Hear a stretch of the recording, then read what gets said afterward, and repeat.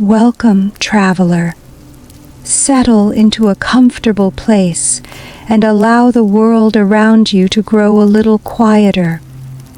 If these journeys through the distant past bring you peace, you can leave a like and subscribe to Human in Time, and then simply rest as we step together into another age.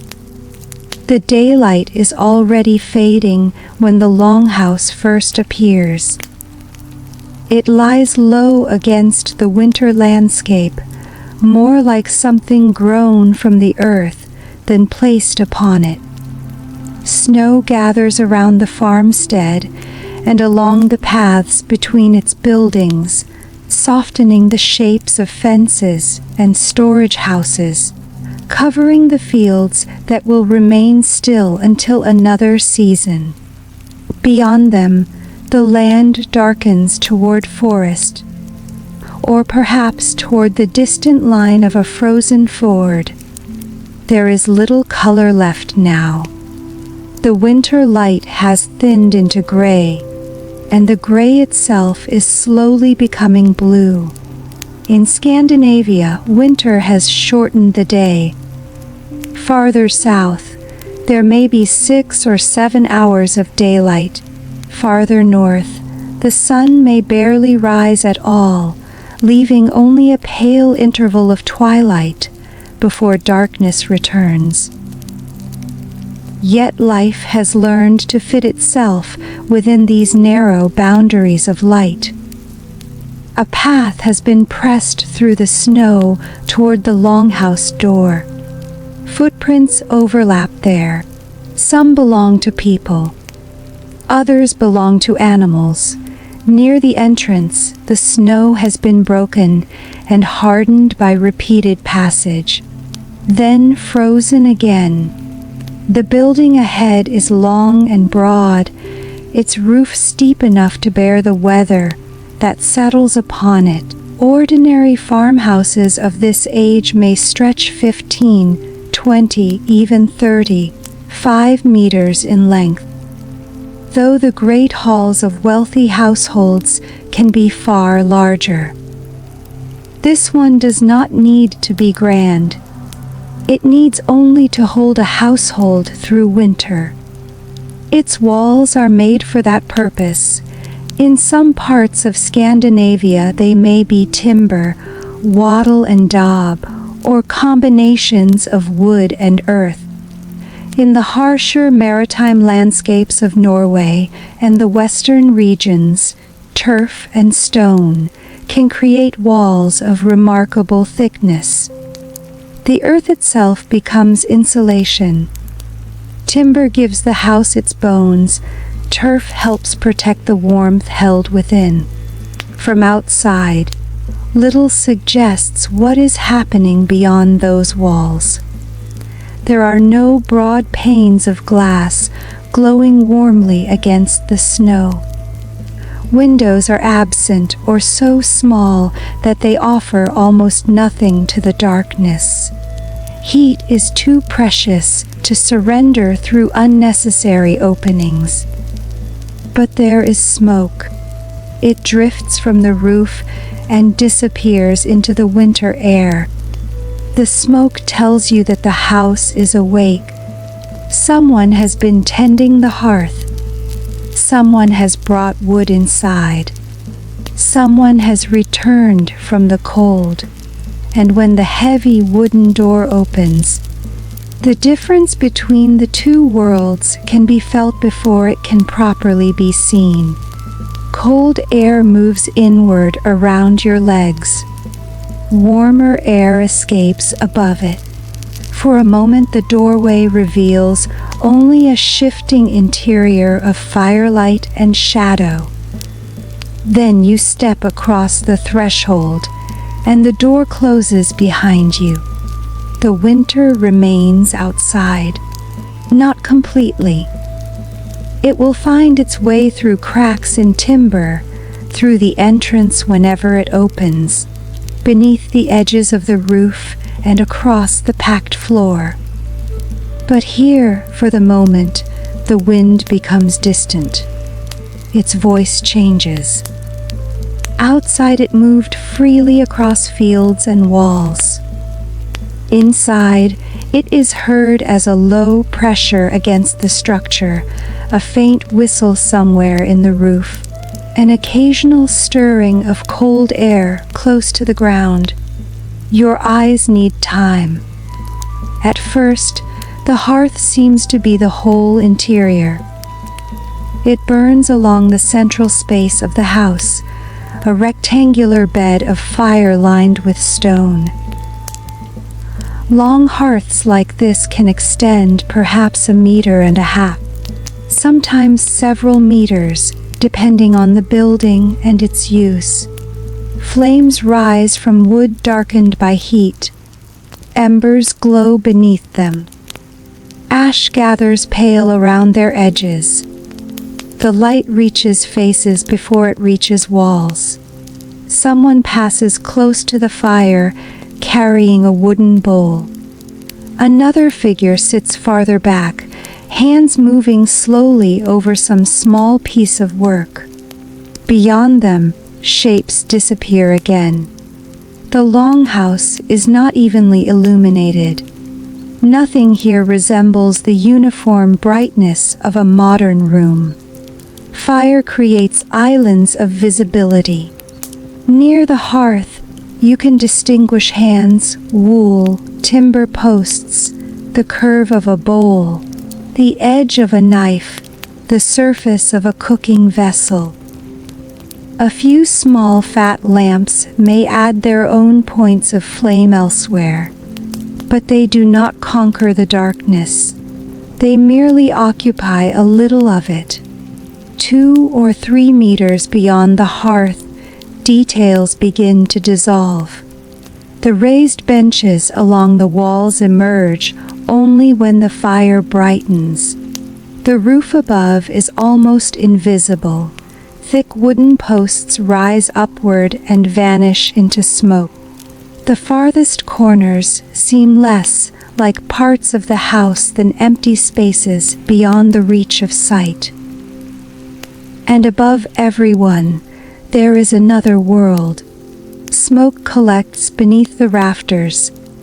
There is no chimney. It moves slowly through the upper space, searching for roof openings, gable vents, porous thatch, whatever path the building allows it. Blue, gray layers gather where the firelight catches them. Over years, soot darkens timber and settles into the surfaces of the house. You smell it immediately. Wood smoke is not a distant fragrance here. It is part of the air. It catches in wool, hair, blankets, roof timbers, leather, and skin. If peat is burned, its smell joins the wood. Nearer the hearth, there are other scents as well, food warming over the flames. Damp clothing beginning to dry, earth beneath your feet. Wool that has carried winter moisture indoors. And beneath all of these may come another smell, heavier and more animal. In some Scandinavian longhouses, particularly in northern and western regions, part of the building could be divided for livestock. Not every house shared its interior with animals, and the arrangement varied from place to place, but where a byre formed part of the structure, winter brought humans and animals into close proximity. Behind a partition, something shifts, a hoof scrapes. Then comes the slow breathing of a large animal at rest. Cattle kept through winter require shelter and fodder. Sheep and goats must be managed. Other animals occupy the wider farmstead. Wild dogs may move closer to human life. Their presence changes the house not only through sound and smell, but through warmth. A living body gives heat to a winter building simply by being there. The same is true of people. This is not a house built around privacy. A rural household might contain only a handful of people, perhaps 5 or 6, or it might hold 10 or 12. The household head and spouse live here with children, relatives, workers, servants, and, in some households, enslaved people. A visitor or craftsman may occasionally add another sleeping body to the room. Status matters. It influences clothing, possessions, food, work. Where a person sits, and sometimes where that person sleeps. But the same roof remains above them all. And tonight the same winter presses against its outer walls. The warmth is strongest near the hearth. Stand close enough and one side of your body becomes almost uncomfortably hot. Wool absorbs the heat. Your face feels it first, then your hands. Yet turn slightly away, and a thread of cold air may move along the floor and around your ankles. The longhouse contains many temperatures at once. Near the door and exterior walls, the cold remains persistent. Near the fire, heat radiates outward. Between these zones, people arrange themselves according to work, habit, comfort, and status. Winter clothing helps bridge the difference. Wool is everywhere. A man may wear a linen layer beneath a woolen tunic, with woolen trousers and wrapped fabric around his lower legs. A heavy cloak can be fastened at the shoulder. A woman may wear linen beneath layers of wool, her clothing held and arranged with the fittings appropriate to her dress. Caps, shawls, socks, mittens and other woolen pieces help protect the body when work requires stepping outside. For ordinary households, the colors of sheep themselves, white, gray, brown, black, can remain in the cloth. Wealth permits brighter dyes, finer material, imported decoration. But tonight, in firelight, even strong colors lose some of their certainty. Red becomes dark rust. Blue approaches black. Undyed wool turns amber where the flames touch it. The fire simplifies everything. Faces become light and shadow. Wood becomes gold and black. Smoke becomes visible only when it crosses the glow. Perhaps this is why your attention slowly leaves the whole room and settles upon small things. A hand, a wooden spoon, a thread pulled through cloth, steam rising from a vessel. The quiet movement of someone feeding another piece of wood into the hearth. Outside, winter has reduced the landscape to broad forms. Inside, darkness has done something similar. What remains is what the fire chooses to reveal. The evening meal is being prepared. A pot may be made from soapstone, a material well suited to cooking, or iron may serve where available. It can be suspended above the hearth or positioned near the coals. Within it, the food of winter depends less upon what has recently grown than upon what the household had the foresight to preserve. Autumn has already passed. Animals that could not be fed through the cold months may have been slaughtered before winter. Meat could be salted, smoked, dried, or otherwise preserved. Fish might hang dried or be stored for later use. Butter and hard cheese could survive beyond the season in which they were made. Grain harvested months before remains among the foundations of the household diet. Barley, rye, and oats can become porridge or bread. The meal need not be elaborate to be warming.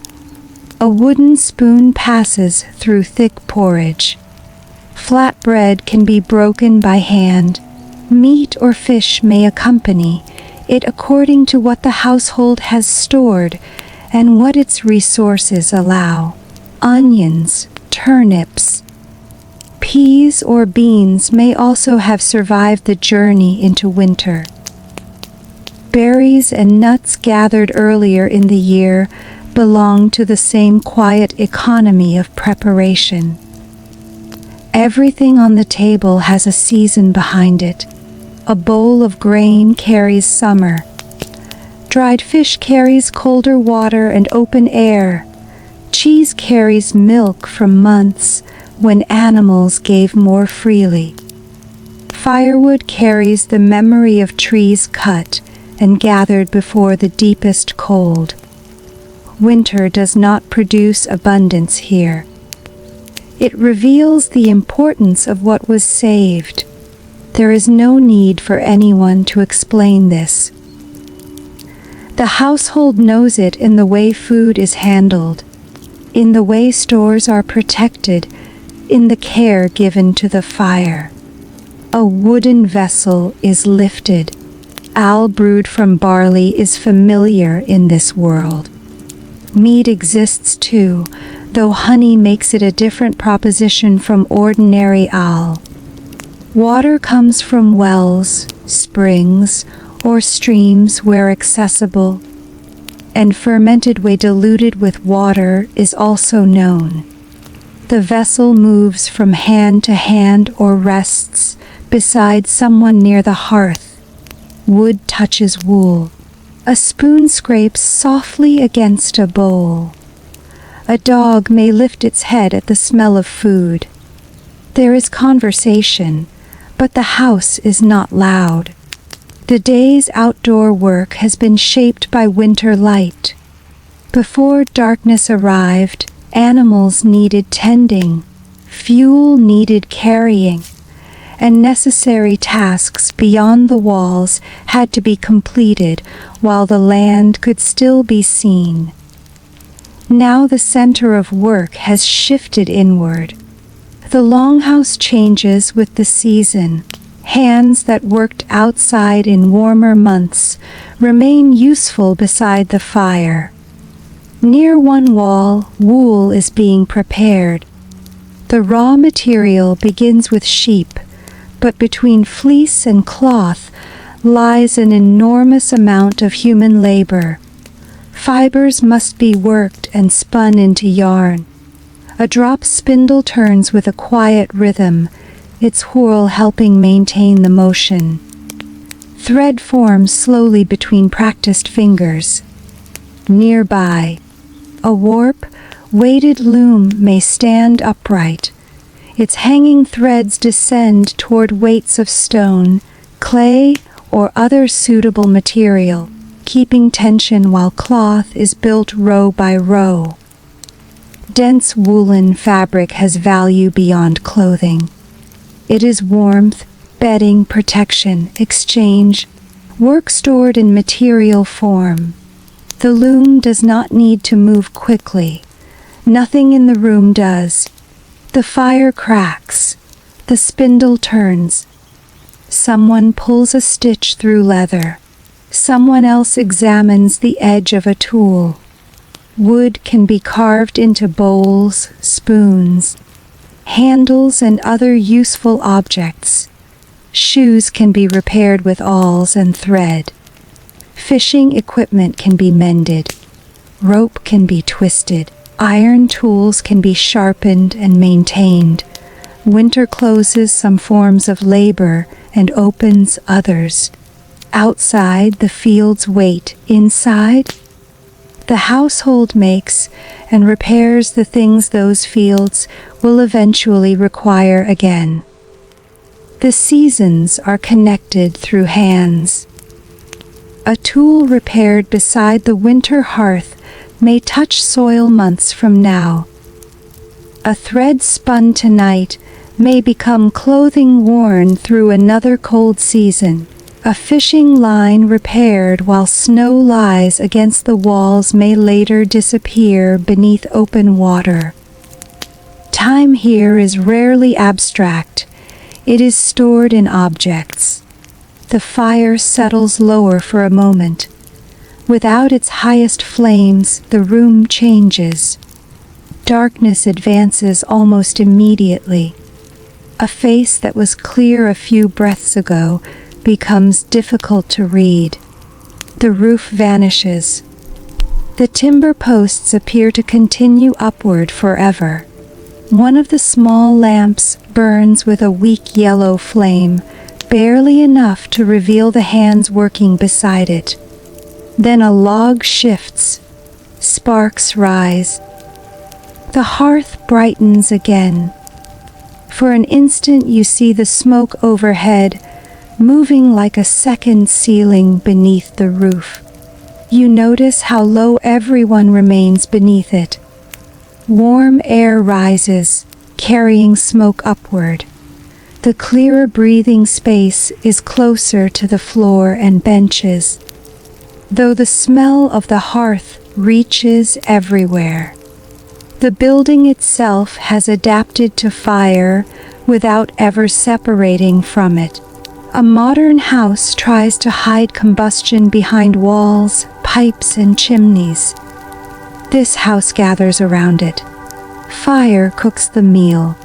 Fire gives light. Fire dries clothing. Fire preserves a center of warmth. Fire turns the long darkness into something people can inhabit. Yet it also demands attention. Wood must be collected. Fuel must remain dry enough to burn. Sparks must be watched. Smoke must be endured.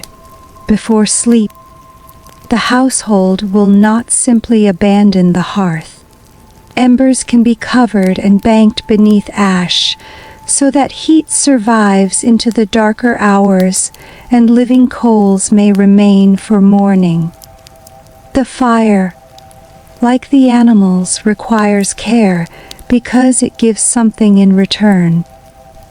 Beyond the door, the wind moves across the roof. You hear it more clearly now. Perhaps snow touches the walls softly, or perhaps the weather is wetter here, nearer the coast, where winter can bring sleet, freezing rain and damp cold instead of deep dry snow. Scandinavia contains many winters.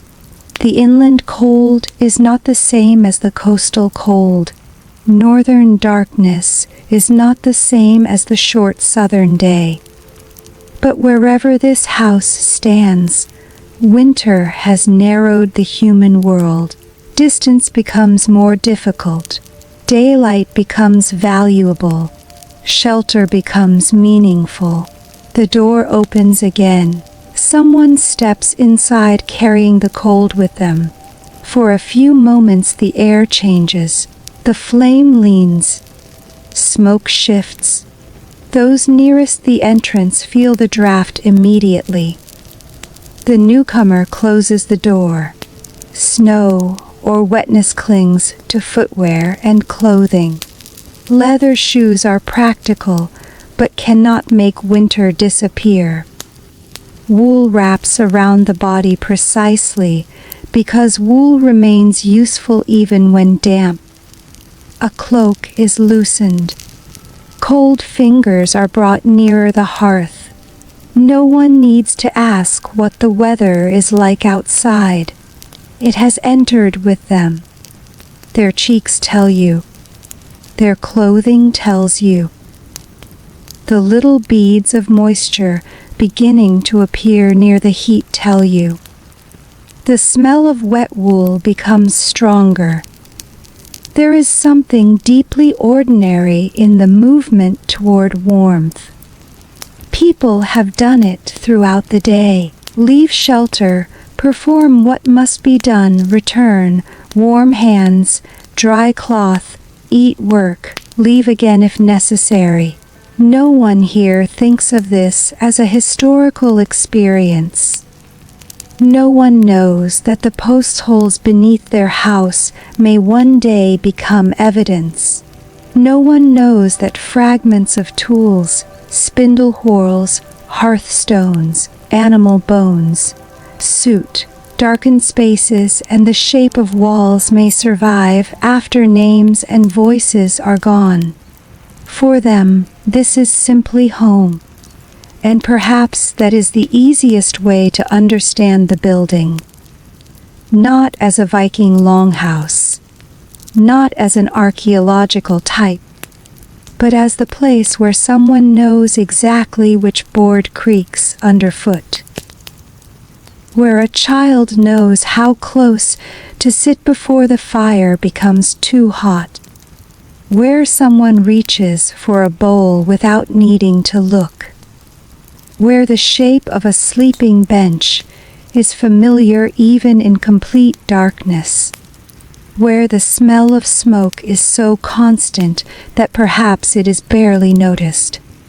The house is known through repetition, through winters, through meals, through births and work and sleep, through animals led inside or outside, through wool spun by hands that learned the movement from other hands, through stories remembered because someone repeated them before the people who first told them were gone.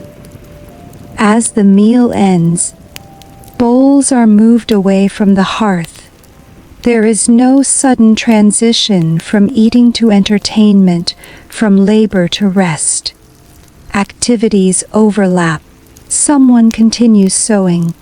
Someone adjusts the fire. Someone drinks. Someone speaks. A child may already be growing tired. The sleeping places are not distant rooms waiting behind closed doors. They are part of the same interior that has served for sitting and working. Wide raised platforms or benches along the walls can become beds when the household settles. Straw, hay or dried plant material provides a layer beneath the body. Woolen blankets offer insulation. Sheepskins and other animal hides may add further warmth. Again, comfort is uneven. The best places are not necessarily available to everyone. Nearer the hearth there is greater warmth. Near the walls, entrances, and animal quarters, the air can be much colder. Household hierarchy can shape the distribution of space just as clearly as architecture does. But sleep is still some time away. The winter evening has room left within it. Hands remain occupied because darkness does not make hands useless. And voices have begun to matter more. In a society where much cultural memory lives through speech rather than books, knowledge can remain alive in people. Genealogies, family histories, poetry, legends, and remembered events pass through voices.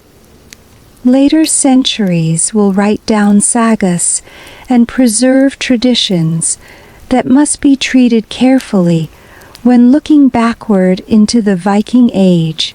Those later texts are not perfect windows into this room, but oral culture itself belongs here. Memory has work to do. A voice begins somewhere near the fire. You cannot know precisely what is being told tonight, and there is no need to invent it. Perhaps it is a family memory. Perhaps a line of poetry. Perhaps news repeated from another settlement. Perhaps the name of someone absent. The importance lies not in imagining the exact words, but in noticing what happens around them. The spindle continues turning. Someone looks into the fire. A hand stops briefly over a piece of leather. The wind presses against the house, and a voice gives shape to something that cannot be stored in a barrel or wrapped in wool. Memory. The people here preserve grain because winter will consume it. They preserve meat because time will spoil it. They preserve fire because cold will extinguish warmth. And they preserve stories because human lives are also temporary. The thought does not need to become solemn. It is simply another kind of winter work. Outside, snow may cover yesterday's footprints. Inside, a name can still be spoken. The flames shorten again. The room is warmer now than when you entered. Or perhaps your body has simply learned its temperatures. You have begun to recognize its geography. The hearth is the bright center. The benches are the dim edges of human presence. The roof belongs to smoke and darkness. The doorway belongs to winter. Beyond a partition, animals shift in their bedding. Their breathing is slow. The smell of fodder and manure mingles with smoke and food. To modern senses it might seem heavy, but here each odor has an ordinary source. Nothing exists merely for atmosphere. Everything is the consequence of life being kept alive through cold weather. Wool smells because wool has been worn and worked. Smoke smells because food and warmth require fire. Animals smell because they must survive the winter too. Earth smells because the floor is earth. The house does not separate human life from the materials that sustain it. Perhaps this closeness is what makes the interior feel so complete. Wood surrounds the household. Stone holds the hearth. Earth lies beneath their feet. Wool covers their bodies. Animals breathe nearby. Fire occupies the center, and outside all of it lies the enormous cold landscape, dark beneath the winter sky. Someone rises and moves toward the door. The latch is handled. Cold air enters once more. This time, perhaps without quite deciding to, you follow. The doorway opens onto darkness. For a moment you stand between the two worlds. Behind you is the orange movement of fire, smoke, wool, voices, food, bodies, work. Ahead is winter. The difference is so great that the night seems almost empty.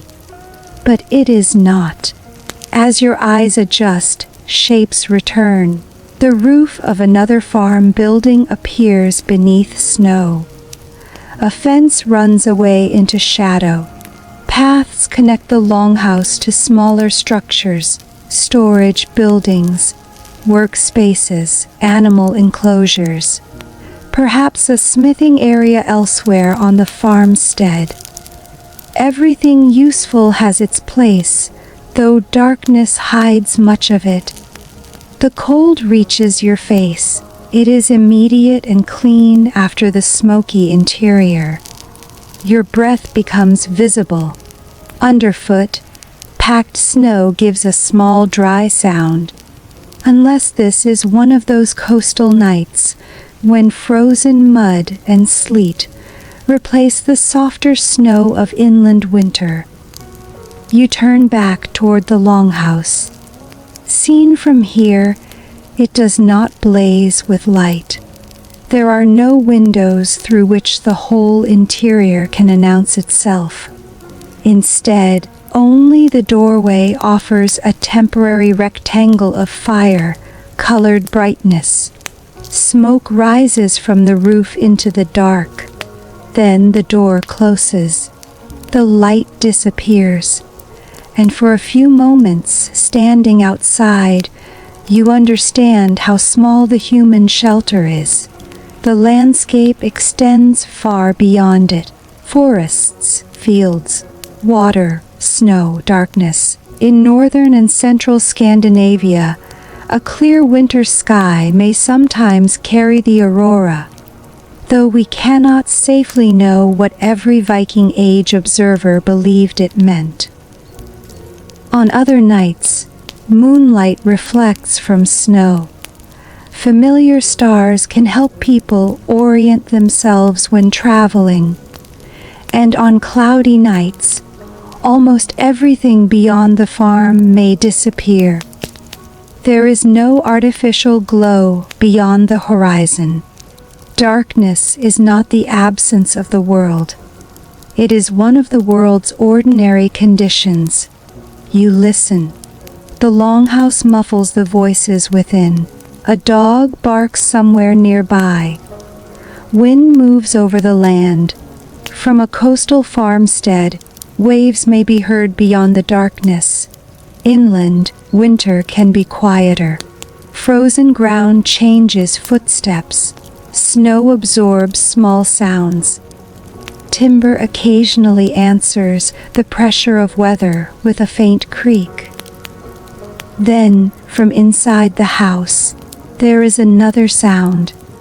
A piece of wood falls inward on the hearth. Even through the wall, you can almost imagine the brief rise of sparks. Someone will move closer. Someone will tend it. And you return toward the door, carrying a little of the winter darkness with you. While behind the thick walls the household continues its slow work around the fire. The door yields with a low wooden movement, and warmth gathers around you again. Not the clean, even warmth of a sealed room, but the complicated warmth of bodies, animals, wool, earth, and fire. The cold that followed you inside remains for a moment in the folds of your clothing. Moisture begins to loosen from leather and cloth. Your face still remembers the open air while your hands begin to feel the hearth. Someone draws the door closed. The wind becomes a murmur. For a few breaths, smoke moves differently beneath the rafters, disturbed by the brief exchange of air. The flames bend, recover, and resume their restless shapes. A few faces turn toward the entrance, and then away again. There is nothing unusual about someone passing between house and winter. The evening simply absorbs your return. The voice near the fire continues. Its words belong to the people listening, and we need not pretend to know them. What matters is the attention surrounding them. In a world where memory travels so often from person to person, listening is not merely an idle way to pass darkness. A genealogy can preserve belonging. A remembered event can preserve obligation. Poetry can hold language in forms strong enough to survive repeated telling. Yet no one sits frozen in reverence. A spindle turns. A piece of leather is folded between fingers. A child shifts against a woolen covering. Someone reaches across the hearth and moves a vessel away from the strongest heat. Life does not stop so that a story may begin. The story lives among everything else. Perhaps this is one of the quiet differences between a spoken world and a written one. Words need not be separated from work. They can move through the room while hands continue doing what winter requires. The fire brightens the underside of a face, then shadow returns. Later centuries will preserve sagas in writing, but those texts will come long after the Viking Age, shaped by another time and by a Christianized Icelandic literary culture. They cannot tell us exactly what is being said beside this particular hearth, so we leave the words where they belong, in the darkness beyond certainty, and listen instead to the human rhythm that the evidence allows us to imagine: a voice, a pause, the crack of burning wood, a spindle whorl turning once more. Somewhere behind the partition, an animal exhales heavily. The longhouse is becoming quieter, but it is not yet asleep. There is still work in the wool. A bundle of fleece lies close enough to the hearth for hands to find it easily. Wool is one of the great materials of this winter world. It begins on the backs of animals and passes through many stages before it can become the cloth wrapped around a human body. Fibers are prepared. They are drawn. The spindle descends and turns. Twist enters the wool, making loose fibers into a continuous thread. The movement is modest enough to be overlooked, yet cloth requires an extraordinary accumulation of such modest movements. Thread after thread, hour after hour, winter after winter. Elsewhere in the house, the upright form of a warp, weighted loom occupies part of the dim interior. Threads hang downward under tension, held by loom weights.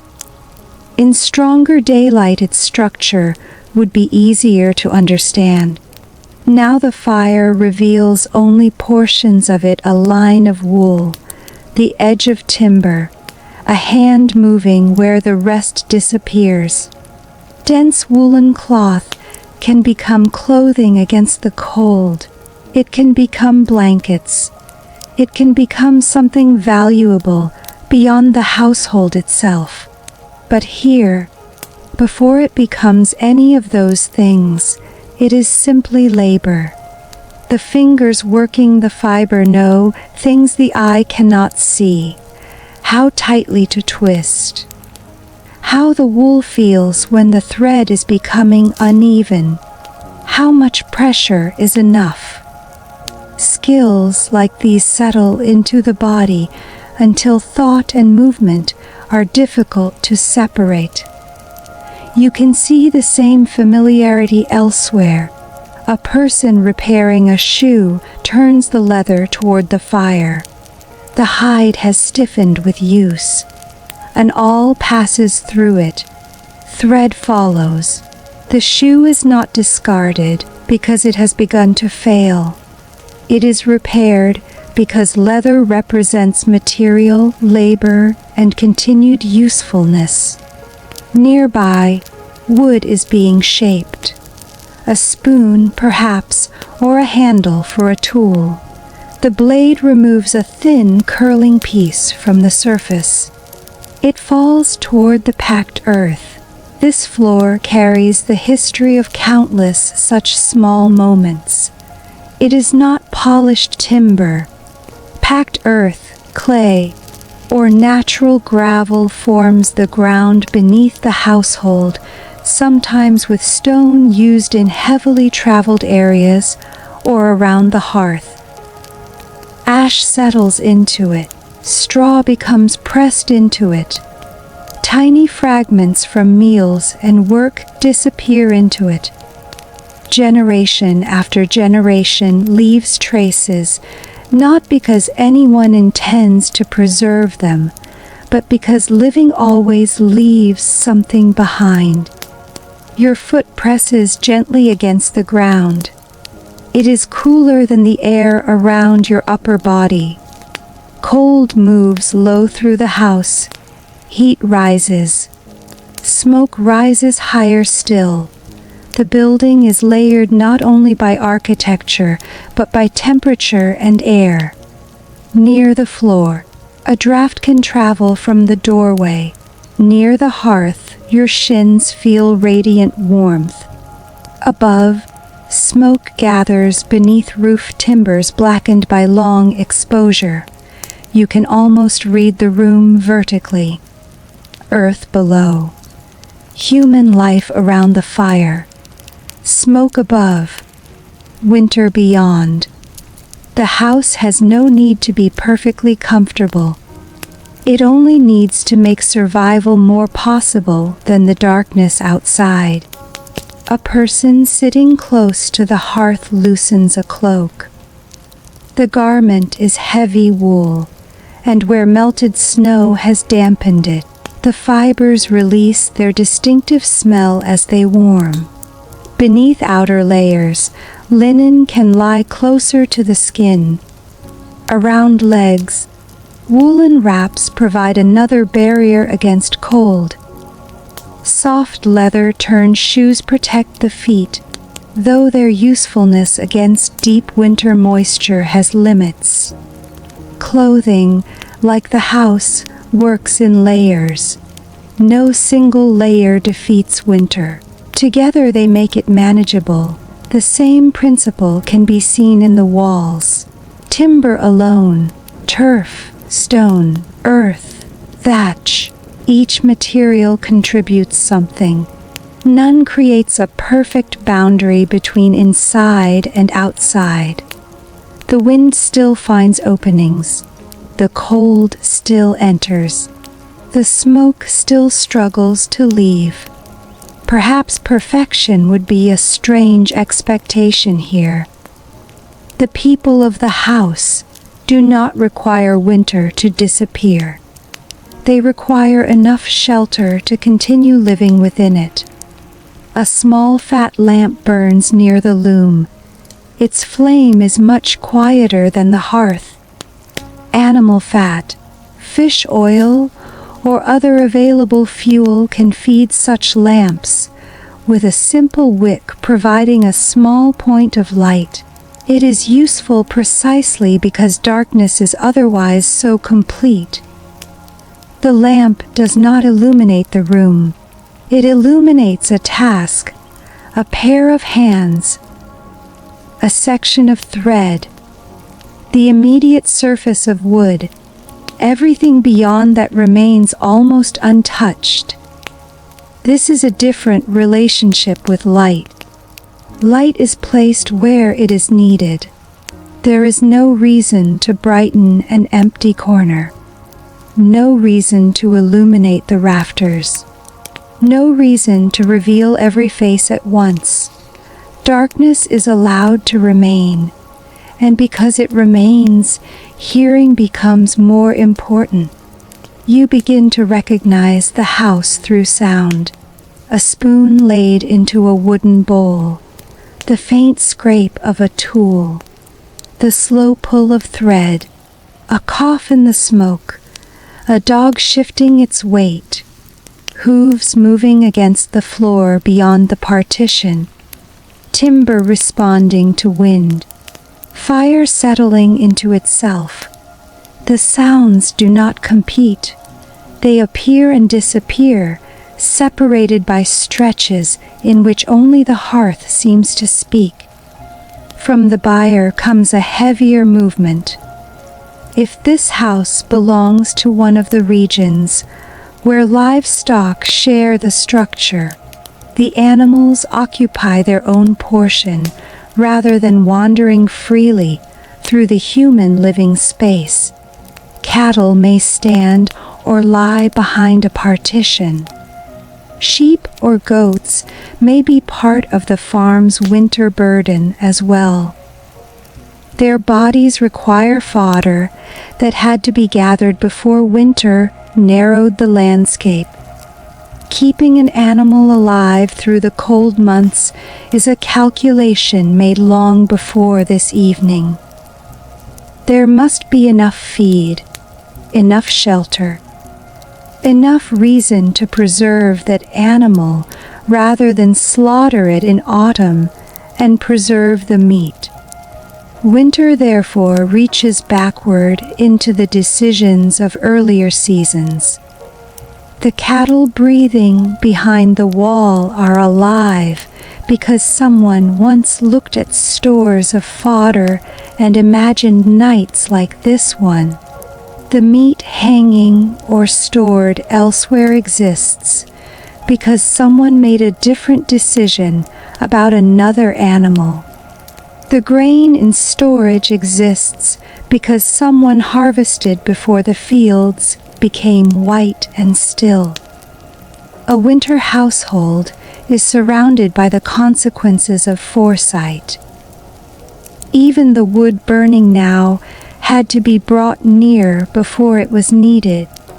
One of the household members rises. A piece of timber is placed carefully onto the hearth. The flames hesitate around it before finding its surface. There is a small hiss where moisture remains. Then the new wood begins to darken. Heat reaches outward again. On the far bench, a child has fallen asleep. There is no ceremony to it. One moment the child had been listening, perhaps watching the movement around the fire. And now the head rests against another body, or against folded material. Children belong to the work of the household too. They can tend geese, carry small things, assist with ordinary tasks as age permits. But darkness and warmth have their own persuasion.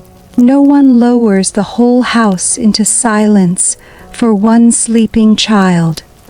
Conversation simply becomes part of the child's sleep. So does the fire. So does the wind. So do the animals. The distinction between waking space and sleeping space begins to soften. Along the walls, broad benches or raised platforms wait to become beds. During the day they have supported sitting, possessions, conversation, and work. Soon straw, hay, heather, woolen blankets, skins, and other bedding will make them into places of rest. There are no corridors to walk down, no private door to close. Sleep happens within the shared breath of the household. The arrangement carries status with it. A household head or honored guest does not necessarily occupy the same place as a worker or enslaved person. High status seating can mark authority in the hall, and the distribution of warmth and space can reflect hierarchy as well. The coldest areas near entrances, outer walls, or animal quarters are not equally desirable. Fire has its own geography of privilege. To sleep near warmth is to possess something, not an object, a position. A few steps can separate a more comfortable night from a colder one. And yet even the warmer bench requires bedding. The fire will not remain high all night. To allow it to burn openly and unattended would bring its own danger. Before the household settles fully, embers can be gathered and covered with ash, preserving live coals while reducing the flame. Morning depends upon what survives beneath that ash. It is a small continuity. Tonight's fire becoming tomorrow's. No match is struck. No switch is turned. Someone will bend close to those coals before dawn, add dry kindling, give them air, and ask flame to return. But that moment remains far ahead. For now, there is still enough fire to work beside. Someone brings out preserved food, perhaps to rearrange or inspect it. Winter storage requires attention. Grain must remain dry. Meat and fish must survive long enough to matter. Dairy products preserved as butter, hard cheese, or cultured forms have their own places in the household's provisions. Storage buildings around the farm may keep supplies beyond the main living space. Some are built to protect food from damp and rodents. Inside the longhouse, smaller stores can occupy partitions, containers, pits, or spaces beneath benches according to the structure. Food is not merely what appears in the bowl. Much of winter food is invisible until needed: a barrel, a sack, a suspended piece of dried fish, a store of grain, a piece of hard cheese. The household lives partly among reserves, and reserves create a particular awareness of time. Every meal makes them smaller.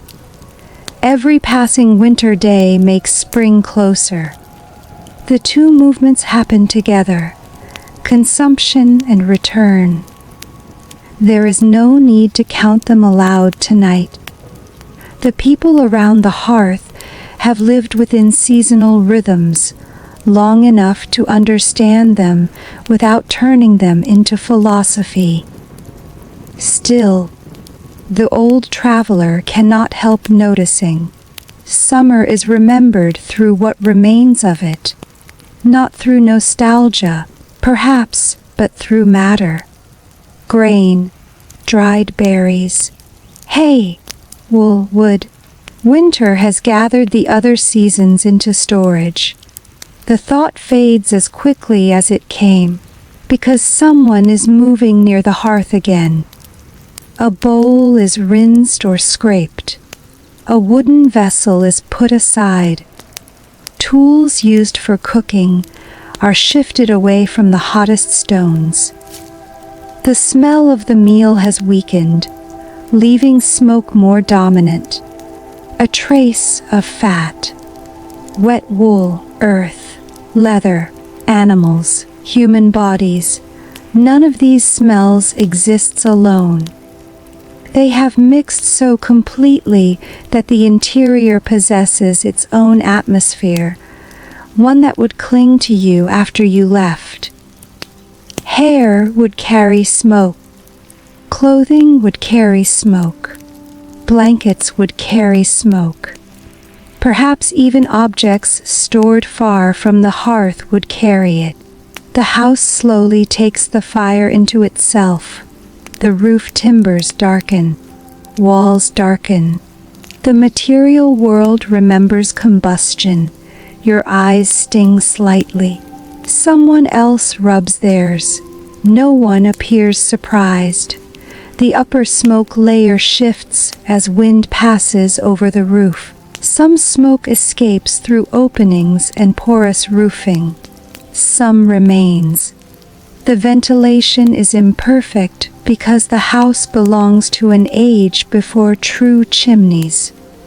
A thin shaft of moving air becomes visible when the fire flares. For a moment, smoke curls through it. Then the shape disappears. You look upward, but the roof is difficult to see. Its steep pitch carries weather outside. Internally, rafters and supporting timbers rise from the structural posts. Depending on region and available materials, the roof may carry thatch, wooden material, or turf layered for protection. In some turf, roofed structures, birch bark beneath the turf helps keep water away from the interior. Yet from where you sit, architecture is not a diagram. It is weight overhead. It is darkness. It is the occasional sound of weather meeting the roof. A stronger gust arrives. The structure answers with a faint groan. Someone glances upward almost without thinking. Then the work continues. The house has survived other winds. It will survive this one, if maintenance and fortune allow. Beside the loom, the small lamp is extinguished. Darkness takes that portion of the room immediately. It is startling how completely a human figure can vanish only a few steps away. The person who had been working there moves toward the hearth and becomes visible again. The household is contracting toward its center. Work that requires finer sight is being put away. Tools are gathered. Loose wool is moved. A knife is returned to a belt or placed somewhere known. The fire is becoming the last shared light. Conversation changes too. The earlier voice has stopped.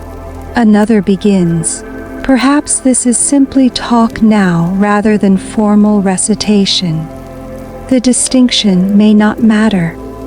Family information, local news, remembered people and practical plans all move through speech. Tomorrow we'll have chores. Animals will need feeding. Stalls will need cleaning. Water will be required. Fuel will be required. Snow may need clearing. Tools may continue to be repaired indoors. But tomorrow is not yet pressing. There is something spacious about a winter night once necessary work has narrowed. Outside, darkness offers few invitations. Inside, the remaining tasks can be done slowly. A hand rests on a knee. Someone stares into the coals. A dog has found a place near enough to warmth without blocking movement. The child on the bench does not wake. You hear breathing now more clearly than before. Human breathing, animal breathing, fire breathing in its own way whenever a draft reaches it. The house seems full of small rhythms. The roof receives the wind.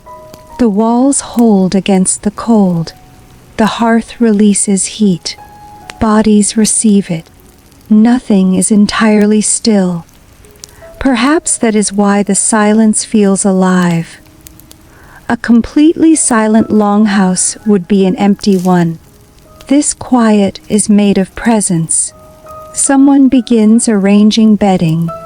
Straw or dried plant material is shifted over a raised sleeping surface. A woolen covering is unfolded. A sheepskin is placed where it will offer warmth. The fibers catch the firelight. Wool feels coarse beneath your fingers compared with the smooth fabrics of another age. But its usefulness matters more than softness. Its structure traps air. Its natural properties make it valuable in damp conditions. Layered with skins and other bedding, it becomes one of the household's defenses against a long, cold night. The benches begin to change. Places of sitting become places of sleep. Belongings are moved. Bodies rearrange themselves. The house is preparing not to become inactive, but to enter another form of activity. Sleep is communal, yet the night still requires attention. The fire must remain safe. Animals may stir, weather may change.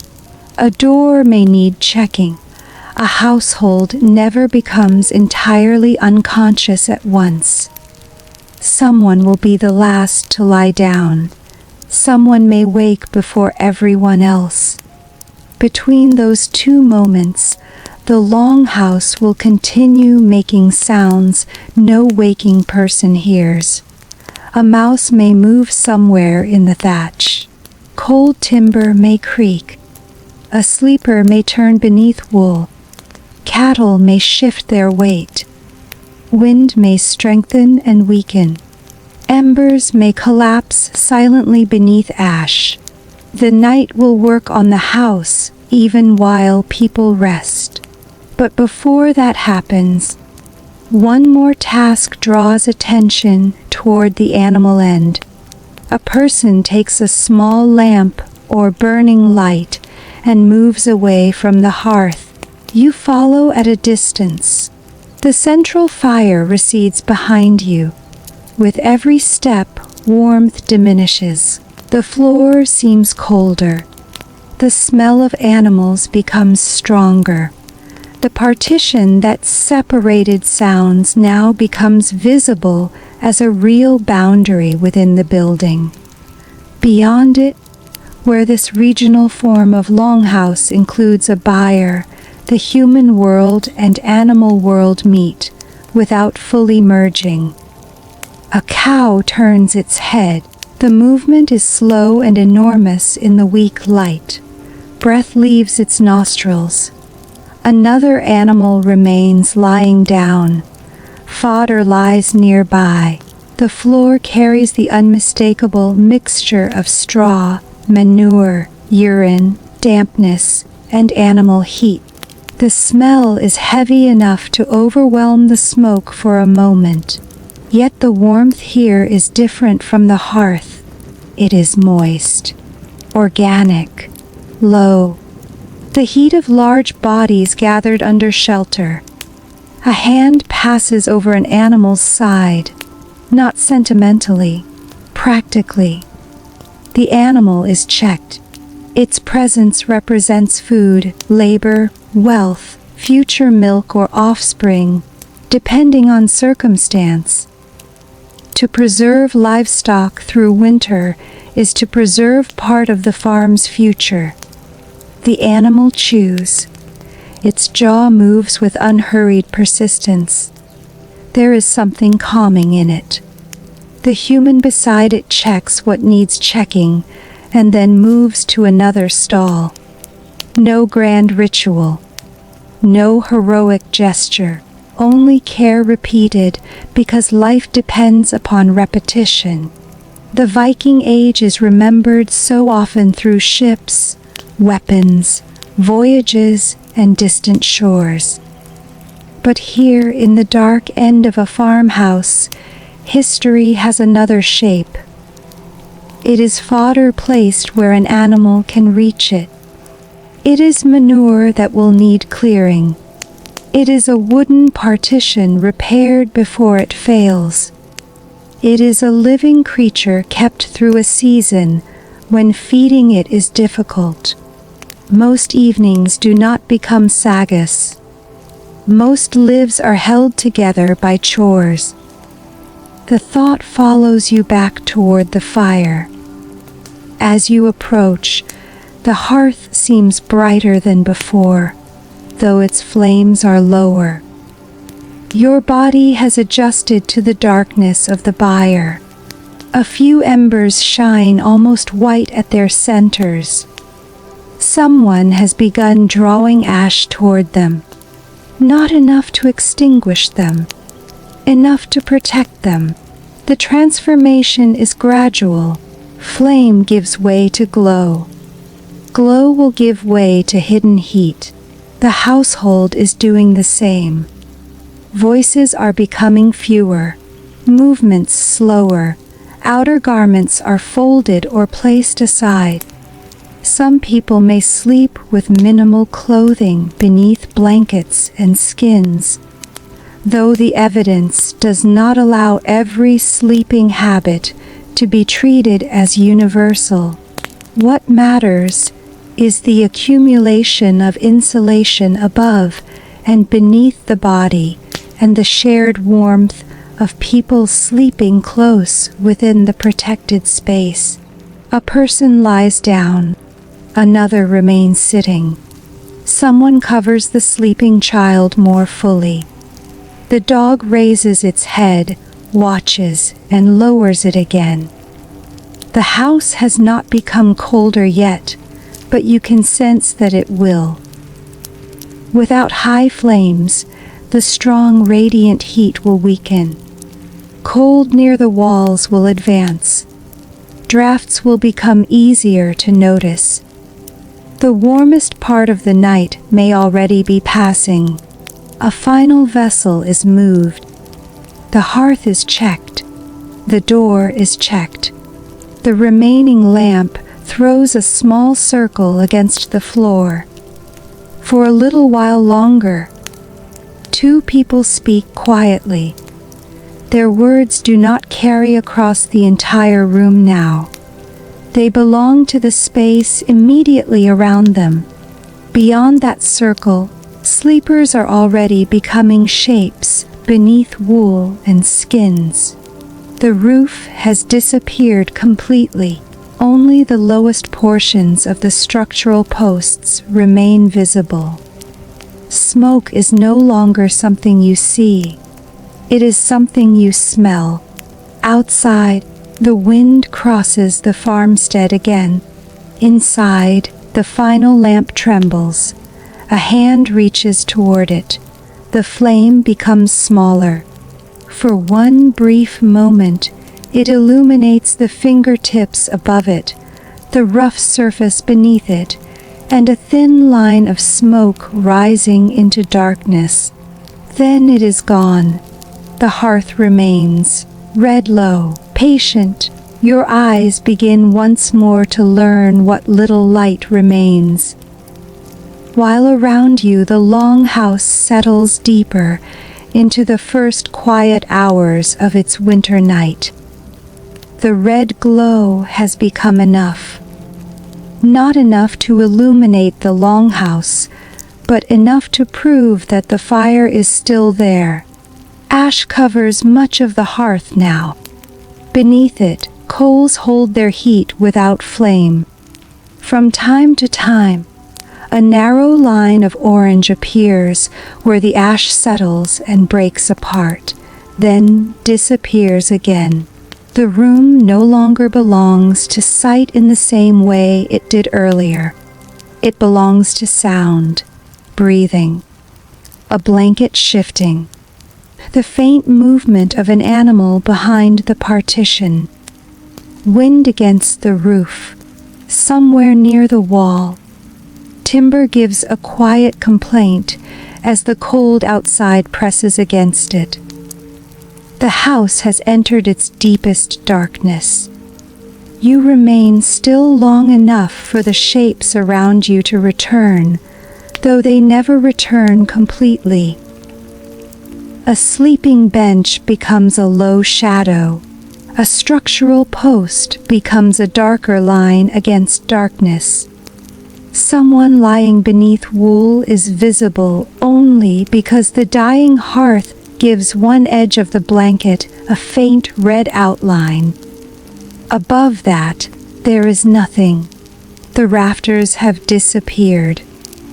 The smoke layer is no longer visible, though its presence remains in your nose and throat. The air still carries the bitter trace of wood and peat, mixed now with the enclosed smells of sleeping bodies, wool, straw, leather, and animals. The warmth is changing too. Earlier, the hearth had divided the room sharply between fire and winter. Now the difference is softer. The stones retain heat. The packed earth beneath them has warmed. People sleeping close together create their own small pockets of comfort beneath blankets and skins. But near the walls, cold is gathering. It creeps inward without hurry. You feel it first where your body touches the bench. The material beneath you has its own temperature. Straw provides separation from the hard surface, and wool holds what warmth the body gives it. A sheepskin placed above or below can add another layer. Nothing here makes sleep effortless. Comfort is assembled. A little height above the floor, a little straw, a little wool, another body nearby. The remaining heat of the hearth. shelter from wind. Each one contributes enough. Around you, the household has become a landscape of sleeping forms. Some lie close together, others occupy less desirable spaces farther from the center. A person near the entrance has drawn a covering tightly around the shoulders. Another sleeper has pushed part of a blanket away, where the body has become too warm. There is no single temperature even now. The longhouse remains a series of small climates. A warm hollow beneath wool. A cold current moving beneath the door. A damp corner near the animal end. The lingering warmth of stone beside the hearth. You can feel these differences without seeing them. Perhaps this is what darkness does. It reduces the authority of the eye and gives the rest of the body more room. The ear learns the distance between sounds. The skin notices air moving where vision cannot explain it. The nose identifies smoke, animals, old food, damp leather. The hand learns the edge of a blanket in darkness. The building becomes something felt rather than observed. A sleeper turns. Straw answers with a dry whisper. The movement causes another person to shift slightly, then both become still. Farther away, a dog changes position with the slow circular movement of an animal settling again. Its claws touch the floor. There is a soft exhalation, then silence returns. Not perfect silence, never that. The coals crack faintly beneath ash. A cow moves its weight. Something taps once against timber in the byre. Wind passes over the roof with a long, low sound. There may be snow falling beyond the walls, though snow itself is almost silent. What you hear is the weather around it, the air moving, the roof receiving weight, the occasional loose materials stirring outside. A household sleeping through winter does not need to know every detail of the night. The roof can take the snow. The walls can take the wind. The fire can remain hidden beneath ash. Trust enters sleep in practical forms. A roof built well enough. A door closed well enough. Food stored well enough. Animals sheltered well enough. Nothing is guaranteed, but enough has been done for people to close their eyes. One person has not yet done so. Near the hearth, a figure rises slowly, perhaps awakened by habit rather than sound. Barely visible, the person crouches toward the coals. A hand moves ash aside. A little orange strengthens. No new flame is needed. The heat is checked, then protected again. The person waits for a moment, perhaps feeling the air, perhaps listening. Then comes another small duty. The door. It is approached carefully so as not to wake the room. A hand touches the wooden fastening. The door remains secure. Outside, wind moves past it. The person turns back. These are not dramatic watches against imagined danger. They are ordinary nighttime attentions. Fire, door, animals, the things upon which the household depends. The figure disappears beneath a blanket again. A few moments later, breathing settles. The house seems to close around sleep once more, and slowly, without any event announcing it, time passes. There are no clocks here, dividing the night into measured hours. The darkness itself has length. the position of the moon when visible, the changing fire, the habits of animals, the body's own waking and sleeping. These are more immediate measures. Someone may know when dawn is approaching without needing to name a precise hour. Someone may wake because cold has increased. Someone may wake because cattle have begun to stir. Someone may simply wake because people often do.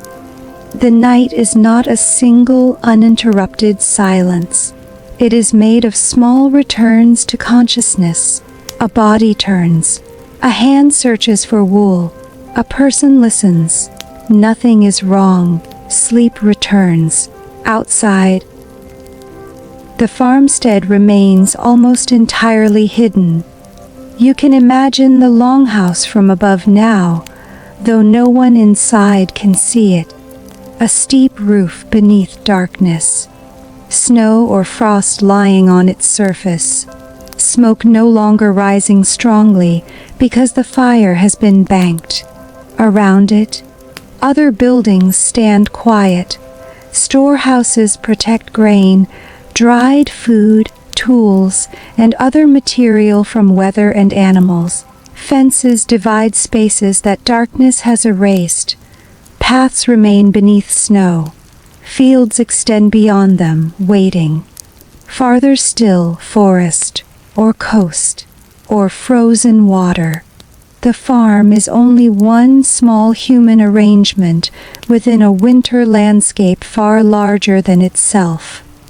Yet inside that arrangement, life has been concentrated: food, tools, wool, fire, animals, memory, people. Winter pushes them closer together. Warm seasons allow movement outward. Fields open. Water opens. Travel becomes easier. Work spreads across the land. Winter reverses that movement. The world contracts toward shelter. This contraction is not emptiness. It creates another kind of richness. Hands spend more time with fiber and wood. Tools receive attention. Stories have longer darkness in which to be spoken. Objects are repaired rather than abandoned. Food is measured against months rather than days. The household becomes more aware of its own interior world. A gust presses against the house again. This one is stronger. You hear the roof respond. The sound travels through timber. A few sleepers stir. No one rises. The wind passes. The structure settles. The house is built partly from whatever the surrounding landscape offers. Oak where oak is available. Pine or spruce farther north. Stone, turf, earth, thatch. Wooden shingles in some places. Birch bark beneath turf where that construction is used. The building is not separate from the land. It is rearranged landscape. Trees have become posts. Earth has become walls. Grass has become roof. Stone has become hearth. The distinction between house and environment is thinner than it appears. Perhaps that is why it feels so rooted. The longhouse does not oppose winter with unfamiliar materials. It answers winter with pieces of the same world. And inside, people do something similar. Sheep become wool. Cattle become hides. Plants become cordage. Trees become bowls and handles. Stone becomes cookware or weight. Grain becomes bread. The household is made from transformations. Nothing arrives as abstraction. Every useful thing carries the memory of what it was before. A blanket was once fleece. A wooden cup was once tree. A leather shoe was once skin. A loaf was once grain. A wall was once earth. This is not a philosophy anyone needs to speak aloud. It is simply visible in the objects surrounding them. Or, now, almost invisible. The darkness hides the transformations while their usefulness remains. Your hand rests on wool. That is enough. Another sound comes from the animal end. This time it continues. A cow shifts, then rises. Hooves press against the floor. Another animal responds. There is a low breath, perhaps a brief vocal sound. Someone wakes.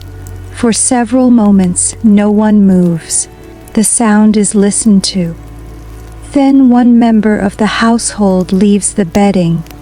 A small flame is coaxed into existence. Perhaps a lamp, perhaps a little light taken carefully from the hearth. The animal area receives just enough illumination to make movement safe. You follow again through the dim interior. The difference in smell arrives before the partition. The buyer at night is warmer than you might expect because large animals continue producing heat. Steam may rise faintly from breath. The floor is damp. Straw and fodder lie underfoot. The person approaches the disturbed animal. A hand touches its side. Perhaps the animal simply needed to stand. Perhaps it is uncomfortable. The research does not tell us what troubles this particular cow, so we do not invent a cause. The important thing is the response. A household animal is valuable enough to wake for. Its condition matters. It is observed. The stall is checked. Fodder is adjusted. The animal calms. Nothing remarkable has happened. And because nothing remarkable has happened, the night can continue. The small light begins its journey back toward the human end. For an instant, it reveals details hidden for hours. The edge of a wooden partition, a rope, a patch of floor, the side of an animal, condensation darkening part of a surface. Then each passes once more into blackness. Returning toward the hearth feels like moving from one climate into another. The dry trace of smoke becomes stronger. The animal smell weakens. The coals are still alive. A tiny flame touches a piece of kindling, then is extinguished once the lamp has done its work. The sleeper returns to the bench. The winter night resumes. What would it mean to live many winters like this? Not merely to visit one, but to know its pattern so well that none of these conditions feels unusual. The smoke that stings your eyes would become familiar. The darkness beyond the hearth would become ordinary. The cold floor in the morning. The need to feed animals before comfort. The smell of wool drying. The repeated repair of shoes. The careful use of fuel. The small satisfaction of finding live embers beneath ash. A human life can adapt to almost anything that repeats often enough. Not because discomfort disappears, because expectation changes. The people here do not compare this room to houses centuries in the future. They compare it to being outside, to a damaged roof, to an empty grain store, to a dead fire, to an animal lost in winter. Comfort is relative to the world one knows, and tonight this house is holding. The roof has not failed. The food remains stored. The animals breathe. The coals remain alive. The household sleeps. That is enough. Outside, the sky may have cleared. If clouds move away, winter darkness can become unexpectedly luminous. Moonlight over snow behaves differently from moonlight over bare earth. The ground returns the light upward, softening the night with pale gray. If the moon is strong enough, roofs emerge. Fence posts cast shadows. A frozen path becomes visible. Beyond the farm, the edges of forest sharpen against the sky. Farther north, the aurora may sometimes appear, moving across darkness without sound. Its existence is certain. Its precise meaning to every Viking Age observer is not. Later imaginations will attach many stories to northern lights, but the evidence does not permit us to place one confidently into the mind of a person here. So we allow the sky to remain what it is, light moving over darkness, observed, perhaps wondered at, not explained for them. No one inside sees it now, or perhaps someone wakes and does. The door opens only a narrow amount. Cold air enters. A figure steps outside. You follow. The sky has changed. There is enough moonlight to reveal the farmstead. The snow is no longer blue, black but pale, almost silver where it lies smooth. The longhouse roof carries a faint sheen. Smoke hangs close for a moment before being taken by the wind. Your boots press into the surface.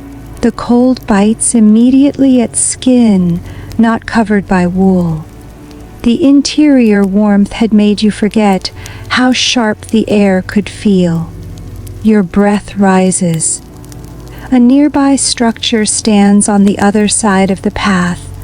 Storage spaces matter deeply in winter.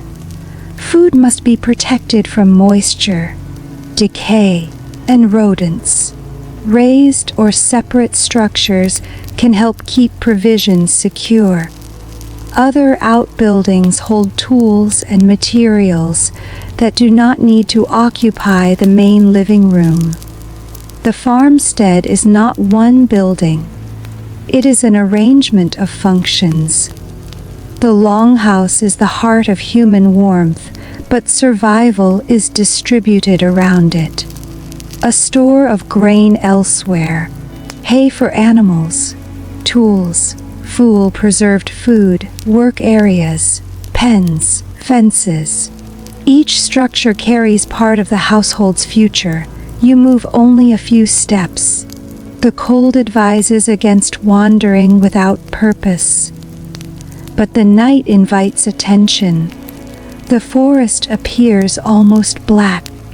No leaves move where deciduous trees stand bare, though evergreens may hold snow. The wind makes its own path through branches.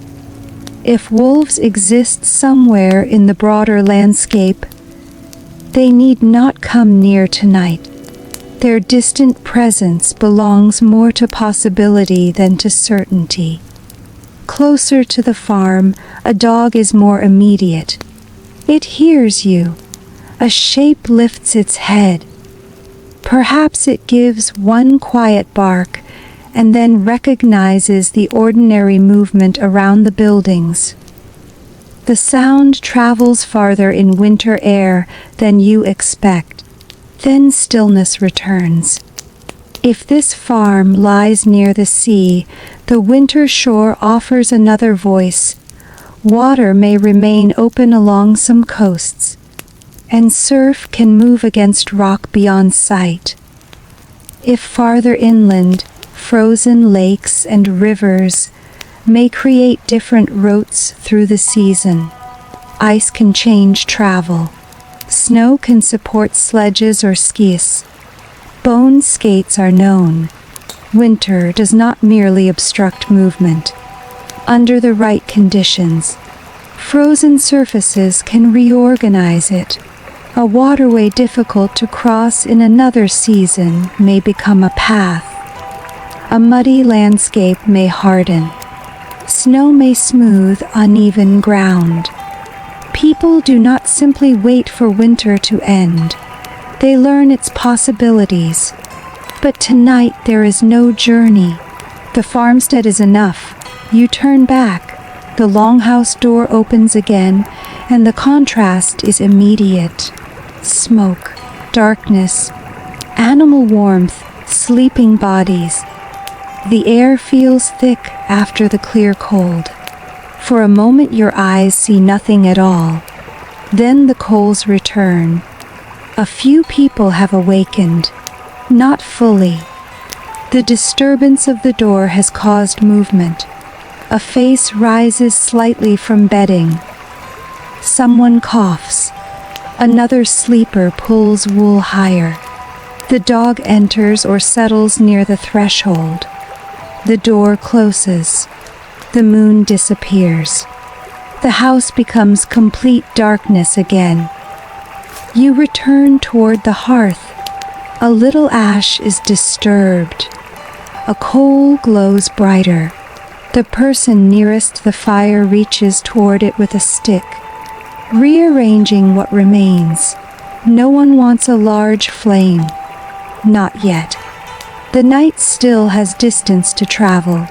The fire is preserved rather than awakened. You sit. Heat touches your hands weakly. It is strange how little is needed now. Earlier the flames had dominated the room. Now a few hidden coals seem precious. Perhaps because they represent continuity. If they survive, morning begins more easily. If they fail, fire must be made again by more laborious means. A household that can preserve heat through darkness preserves effort as well. Ash, so easily mistaken for waste, becomes protection. It covers the living ember and slows its loss. Something that looks dead protects what is still alive beneath it.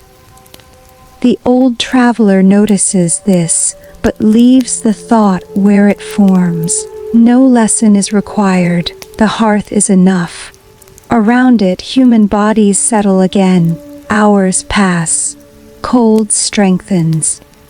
The warmer air left from the evening fades.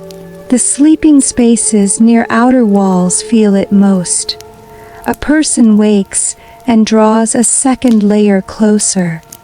Another moves nearer to someone else.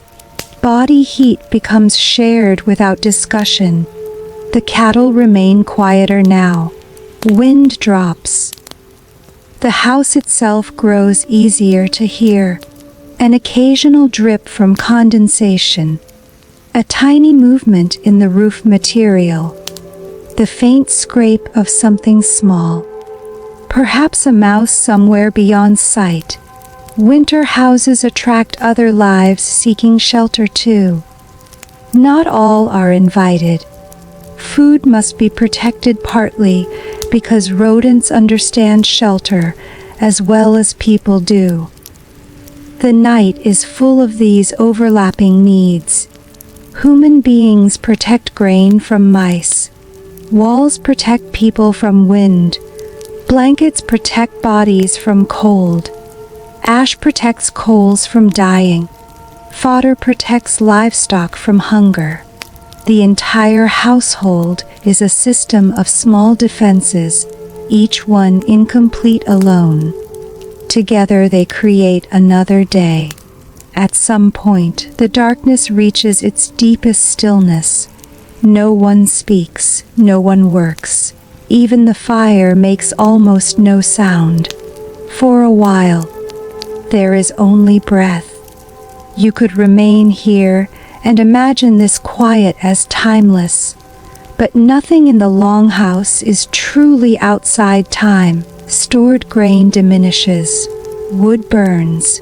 Children grow, tools wear, animals age, wool frays, roof timbers weather. Stories change slightly when remembered.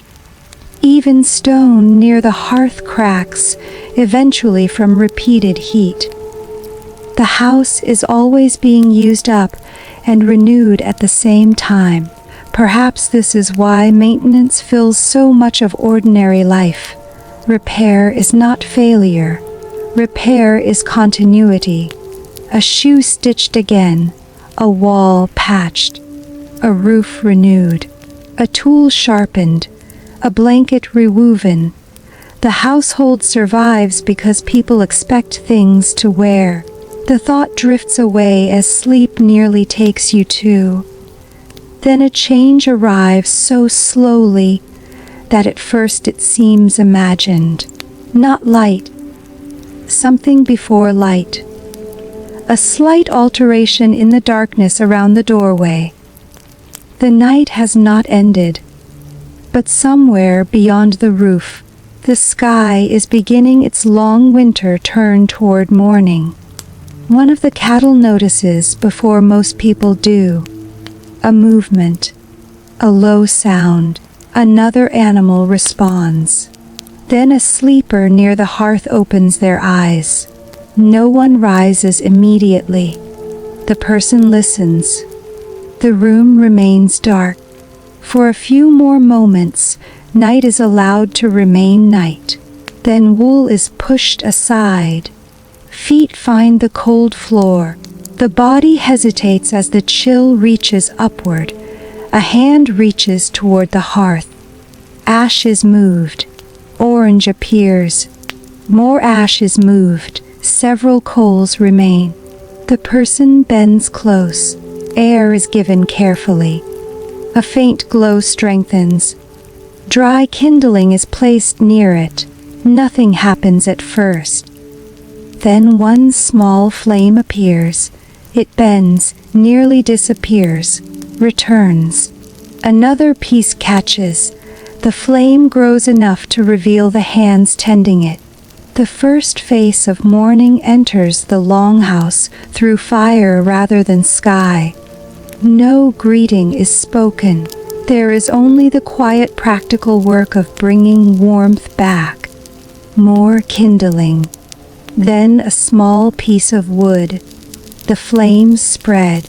A nearby sleeper turns toward the new light without opening their eyes. Smoke begins rising more strongly. The familiar layer under the roof will soon return. The person by the hearth rubs cold hands together. Another member of the household sits up. The blanket falls from their shoulders. Breath is visible for a moment in the colder part of the room. Morning has not yet arrived outside, but inside, the household is beginning to move toward it. The fire grows. One by one, shapes return from darkness.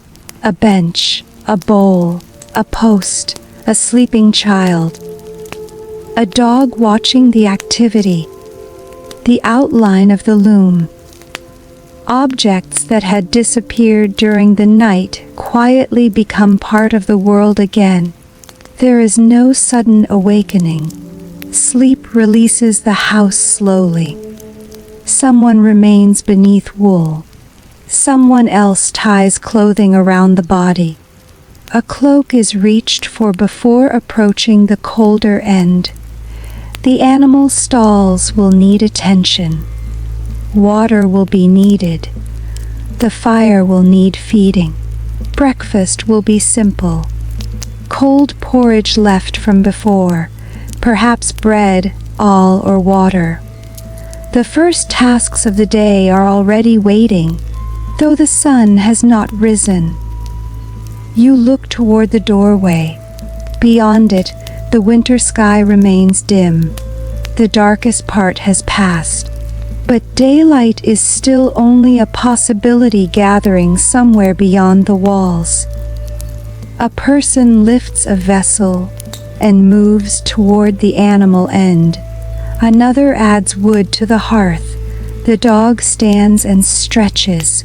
Straw shifts beneath waking bodies. And as the first weak flame begins to reach farther across the packed earth. The longhouse quietly returns from sleep without ever having truly become still. The new light does not wake everyone at once. It travels slowly. First it touches the hands nearest the hearth, then the rim of a wooden bowl, then the lower part of a timber post. As more fuel catches, the orange glow climbs across woolen blankets and finds the edges of faces still turned toward sleep. Farther away, darkness remains in possession of the walls. The household rises in layers, just as the house itself warms in layers. One person is already dressed enough to work. Another sits on the edge of a bench with a blanket still around the shoulders, waiting for the body to accept the cold. Someone reaches for shoes. Leather that had dried beside the fire has become stiff during the night. Fingers bend it before the feet are pushed inside. Wool is wrapped and adjusted. A tunic is pulled down. A cloak waits nearby for whoever must cross the threshold first. There is no need to hurry. There is simply an order to things. The animals cannot wait indefinitely. Neither can the fire. Water will be needed. Food will be needed. The house must move from the fragile warmth of sleeping bodies toward the working warmth of another winter day. Near the hearth, kindling has become flame. A larger piece of wood is placed carefully above it. Smoke thickens and climbs into the roof space, restoring the familiar, unseen ceiling that had thinned during the night. The smell changes with it. Fresh combustion is sharper than the quiet scent of old ash. Someone coughs. Someone else rubs sleep from the eyes. The dog is fully awake now. It moves through the interior, pausing near the hearth, then toward the animal partition, following scents and sounds that are clearer to it than to anyone else. The cattle have begun to stir with purpose. Their night of standing, lying, breathing, and shifting has given way to expectation. Fodder must be checked. The floor beneath them must be dealt with. If animals are to remain healthy through winter, their shelter demands human labor every day. A figure takes a light and disappears toward them. Another approaches the door. The moment the wooden barrier opens, morning enters first as cold. It moves across the floor so quickly that those nearest the threshold feel it around their feet. The fire bends toward the new air. A little smoke is drawn sideways. Outside, the sky has become lighter without becoming bright. Winter dawn does not need to arrive in color. It may begin in gray. The snow-covered ground, where snow lies deep, reflects what little light exists and makes the farmstead gradually visible. Roof lines separate from sky. Fences return. The path outside the door reappears beneath the marks left yesterday. In southern Scandinavia, the short winter day may eventually offer 6 or 7 hours of light. Farther north, the sun may remain absent or barely present, leaving a narrow band of twilight to mark the passage from one darkness toward another. For the household, this makes the available light practical. There are things easier done when the world can be seen. A person steps outside carrying a vessel. You follow. The air is colder than the longhouse, but after hours of smoke it also feels startlingly open. Your lungs notice it. Your eyes notice it. The sky seems enormous after the low darkness beneath the roof. The farmstead has emerged piece by piece. The main house rests among smaller structures, whose forms were almost completely erased during the night. Storage buildings hold what winter must not consume too quickly. Workspaces and animal enclosures stand along packed routes through the snow. Fences mark boundaries that may be obvious in daylight and almost meaningless in darkness. Beyond them, the land remains still. The fields are no longer places of active cultivation. Their work belongs to another season. The wooden plow can wait. The soil can wait. Winter has transferred labor elsewhere. There is wood to cut and carry. There are animals to maintain. There are tools to repair. There is cloth to produce. There is food to preserve and ration. There are journeys that may still need to be made despite the season. Nothing about winter means idleness. It simply changes the shape of usefulness. The person ahead moves toward water. Where a spring or well remains accessible, water can be fetched. Under harsher conditions, snow may be melted when necessary. Whatever the source, the household requires water regardless of darkness, cold or wind. The vessel feels hard and cold in the hand. Your fingers understand quickly why mittens matter. Wool wrapped around the body can hold warmth surprisingly well, but exposed skin loses it fast. The face begins to ache faintly. Breath gathers and disappears. The person carrying the vessel does not pause to admire the morning. The path is familiar. Footsteps find the compressed surface. Winter has turned repeated movement into a narrow map through the farm. Longhouse to storage. Longhouse to animals. Longhouse to water. Longhouse to fuel. The household's needs have drawn themselves into the snow. When you return, the doorway seems smaller than it did from within. Smoke escapes as it opens. Inside, the fire has strengthened. The transformation is immediate. Your cheeks begin to warm painfully at first. Fingers regain sensation. The vessel is placed where it can be used. If snow has been brought in instead, it will surrender its shape slowly to heat, becoming something as ordinary and necessary as water.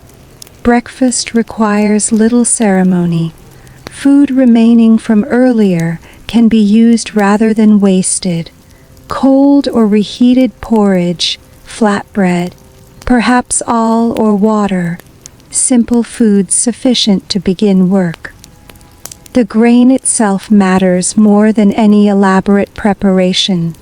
A wooden bowl is passed. Someone breaks bread. A child now awake eats while still wrapped in wool. The dog watches with patient interest. There is less conversation than there had been during the evening meal. Morning work has begun before everyone has fully left sleep behind. The fire makes small sounds beneath the cooking vessel. A spoon moves through porridge. Outside, an animal calls. The person who went toward the buyer returns, carrying the smell of that space on clothing manure, damp straw, animal warmth. The smells of morning begin mixing with those left from night. fresh smoke, food, wool, cold air each time the door opens. The household does not wake into cleanliness. It wakes into continuity. Yesterday's ash remains around the hearth. Yesterday's work waits where it was put down. The loom stands where darkness left it. A repaired shoe rests nearby. Tools retain the positions assigned to them. Nothing has been reset while people slept. This morning begins inside the physical remains of the evening before it. Perhaps that is why time here can feel circular without ever truly repeating. The same fire returns, but the wood is different. The same bowls return, but the food is consumed. The same people rise, but another day has passed through them. The same winter surrounds the house, but stored provisions are slightly smaller. Repetition carries change inside it. A child finishes eating and is given something to do. Work enters life early because a household has too many small needs to reserve usefulness for adults alone. Children can help according to their ability. A simple object can be carried. An animal can be watched. Fuel can be gathered nearer the house. Ordinary participation teaches the rhythms of the farm long before anyone explains them. The lesson is the work itself. Watch, repeat, become capable. Near the hearth, the wool that had been set aside is brought back into use. The fire now gives enough light for the fingers to see what they are doing. The winter daylight beginning to enter through the doorway whenever it opens helps little. There are no large windows transforming the interior. Morning outside does not mean brightness inside. The longhouse remains dim. Its architecture preserves warmth at the cost of light. A person working close to the entrance may briefly gain the pale gray illumination of the sky.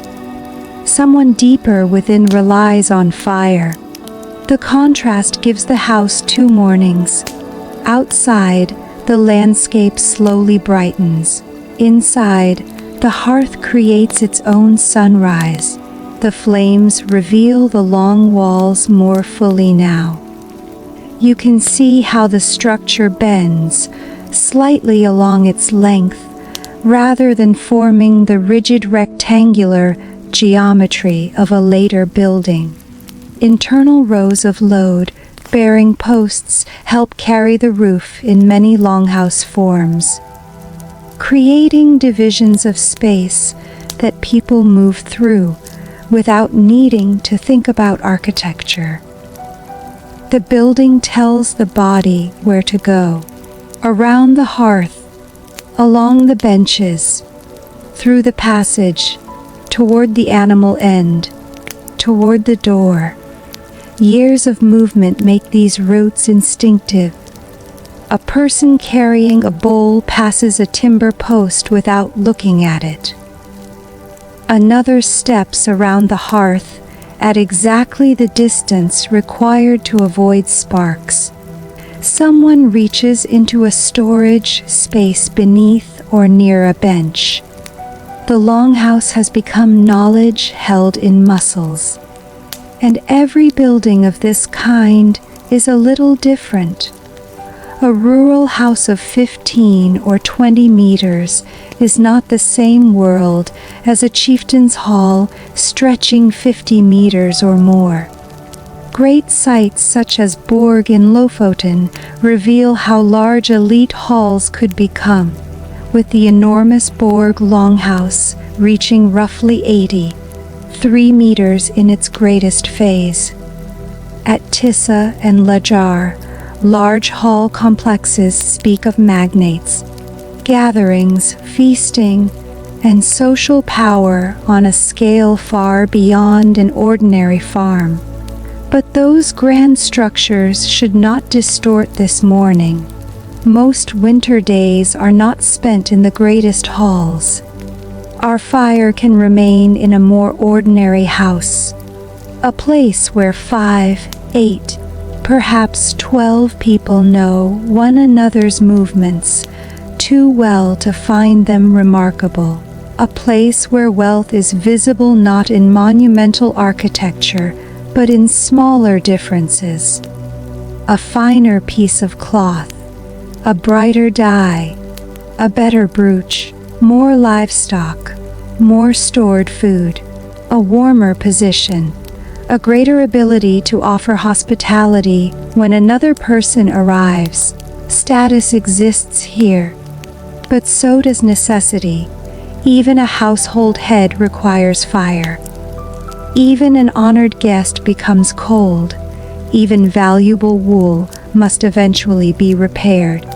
Winter is not an equal society, yet cold has a way of reminding every body that it is a body. The thought passes as someone opens the door again. This time, more daylight enters. The world outside has become clear enough to see the distant edge of the farm. The weather appears calmer. A person steps out carrying fodder or heading toward an outbuilding. Another follows. You go with them. Snow crunches beneath leather footwear. The sound is louder now that the wind has weakened. The farm is more complex in daylight than it seemed beneath moonlight. Tracks cross one another. Human prints. Animal marks. Paths where repeated travel has packed the snow into a harder surface. A fence leans under accumulated weather. Near one building, stacked material waits beneath protection. Elsewhere, a storehouse keeps food away from the damp ground and the small animals that would happily consume it. Rodents do not understand grain as human property. Winter makes competition simple. Anything edible has value. Anything dry has value. Anything warm has value. So food is protected, doors are secured, stores are inspected. The abundance of harvest must be transformed into controlled survival. You pass near a storage place. Inside may be grain, dried fish, preserved meat, dairy products, or other provisions according to region and household resources. Not every farm has the same foods. A coastal household may depend more heavily upon fish. Another may have greater access to grain or livestock. The landscape shapes the winter table long before anyone sits beside the hearth. Coast, field, forest, pasture. Each leaves something inside the longhouse. This is another way the walls fail to separate the house from the world. The sea enters as dried fish. The field enters as barley. The sheep enters as wool. The forest enters as fuel. The bog may enter as peat. The land is carried indoors piece by piece. A person removes something from storage and closes the structure again. The movement is careful. There is no reason to leave winter provisions exposed longer than necessary. The return path leads past an area where tools and materials have been kept. An axe needs an edge. A wooden handle may need replacement. Leather requires stitching. Fishing gear may wait for repair. The cold months allow such work to gather around indoor heat. A tool that fails in the next working season can cost time at precisely the moment when time matters. So winter preparation is not only about surviving winter, it is about preparing to leave it. The household is already reaching toward seasons that have not arrived. The thought is visible in every repaired object. Back inside, a blade is examined near the fire. Its edge catches light. Iron is precious enough to maintain. A sharpening movement begins. Slow, repeated. The sound is different from the soft work of wool. Hard against hard. Then pause. The edge is inspected. Again, nearby, someone works wood. Thin shavings fall. Another person spins. The morning has become a collection of rhythms. Scrape. Turn. Pull. Cut. Fire. Breath. A small domestic orchestra without anyone directing it. The work is not separated by subject. Textile production happens beside food. Tool repair happens beside conversation. Animal care interrupts both. A child crosses between them. The dog sleeps through what does not concern it. This is what a living household looks like when no one has divided it into categories for us. Food is architecture because it requires storage. Animals are clothing because they provide wool and hides. Winter is craftsmanship because it pushes work indoors. Fire is cooking, light, heat, and gathering place at once. The house itself is a web of purposes. To isolate one from another would make the world less true. The sharpening stops. A different sound replaces it. Thread being pulled tight through leather. The shoe repaired during the evening is examined again in better light. Its construction is simple, compared with footwear centuries ahead. But simplicity does not mean carelessness. Soft leather shaped around the foot must endure wet ground, mud, snow, repeated flexing. A damaged seam is a small problem until someone must spend hours outside. Then it becomes a large one. Hands solve it before that happens. The repaired shoe is set aside. A mitten is taken up. Needle, bound woolen items can provide warmth for hands and feet. The technique forms dense fabric through loops of yarn, useful in a climate where extremities feel cold first. The fingers making it move with the same confidence as the spindle. Again, knowledge lives in motion. The household contains many forms of expertise that leave no written manual. How to keep embers alive, how to judge wool, how to preserve meat, how to repair leather, how much fodder an animal needs, how a roof sounds when weather is ordinary and when it is not, how to find a familiar object in darkness, how to know when stored food has begun to spoil, how to walk a winter path before full daylight. These things rarely become heroic stories, yet without them, heroic stories would have very few people left to tell them. The fire burns lower as the morning develops. There is now enough activity that no one sits merely to watch it. A piece of wood is added only when necessary. Fuel is work stored in another form, and wasting it makes little sense. Outside, trees must be cut, wood must be moved. It must be kept usable. Every unnecessary flame asks for labor later. So the hearth is generous but not careless. Heat is managed. Food is managed. Light is managed. The winter household survives, partly through attention to limits. A vessel of ale is present, but the morning is not a feast. The great drinking associated with gatherings or seasonal celebrations should not be allowed to turn every ordinary day into an image of endless intoxication. Ale belongs to daily life. So does water. So can fermented whey mixed with water. Mead exists, but honey makes it less ordinary than grain-based drink. The popular Viking world is often crowded with overflowing horns and roaring halls.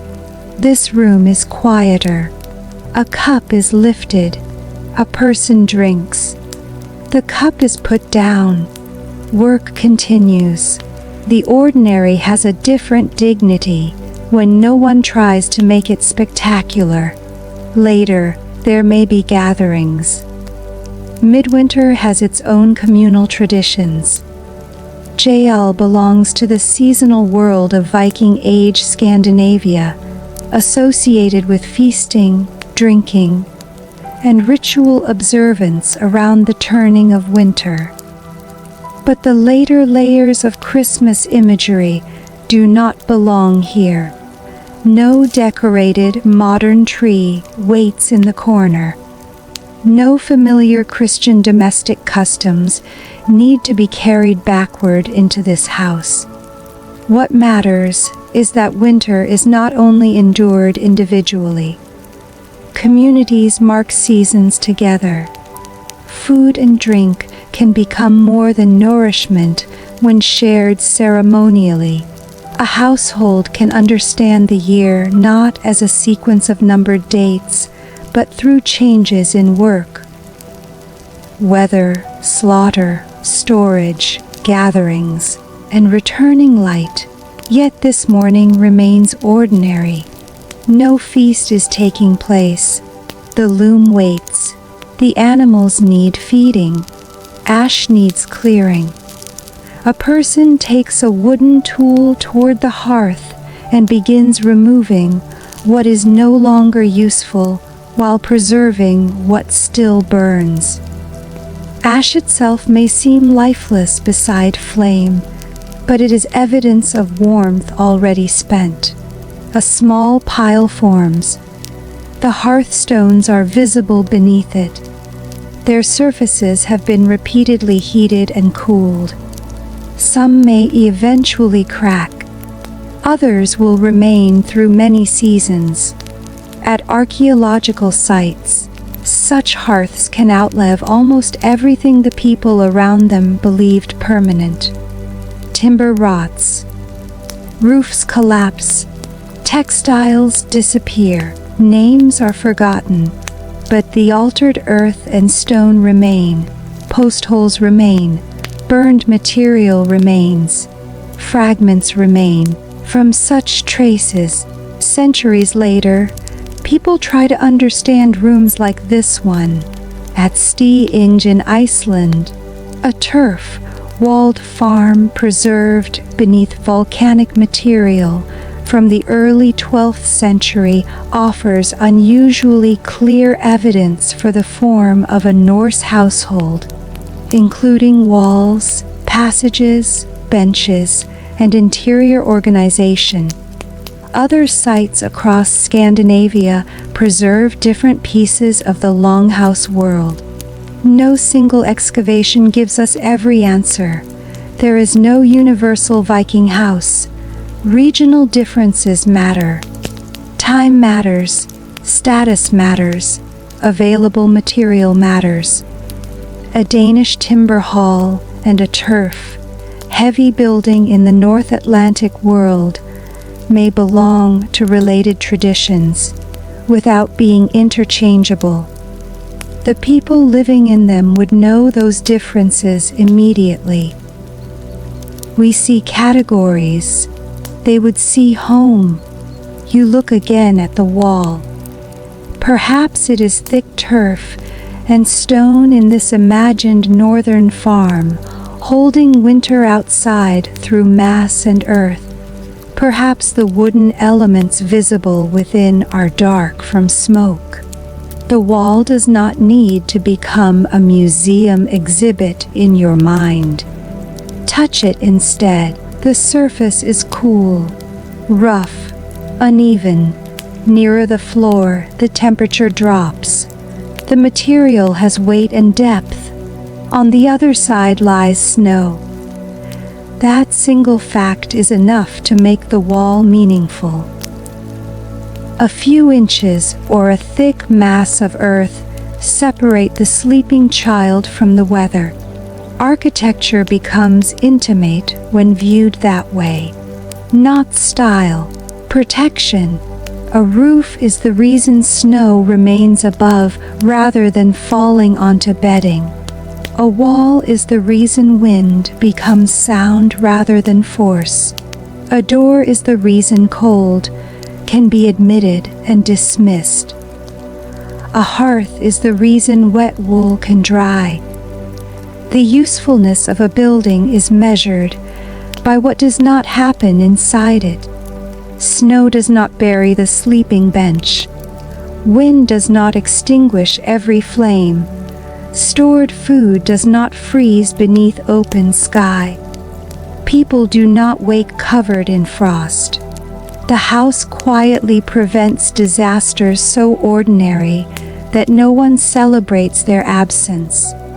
A child moves close to the fire and is guided slightly farther away. The correction is gentle and immediate. Flame is useful because it is dangerous.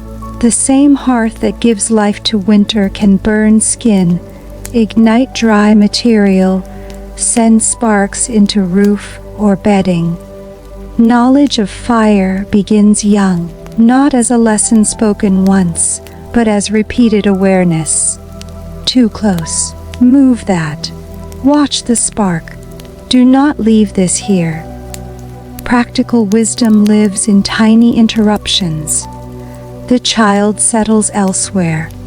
A piece of wood cracks in the flames. Several sparks rise and vanish beneath the smoky darkness.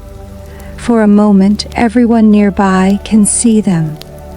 Then the room returns to its steady light. Outside, the day has strengthened as much as a winter day will. A low gray brightness lies across the farm. The work that requires outdoor visibility can begin in earnest. One person wraps a cloak around the shoulders. Another adjusts leg bindings. Mittens are pulled on. The door opens. This time several people move toward it. The household expands outward again. You follow into the cold. The contrast is less severe now because your body expects it. Axe work may be necessary. Snow may need to be cleared from paths.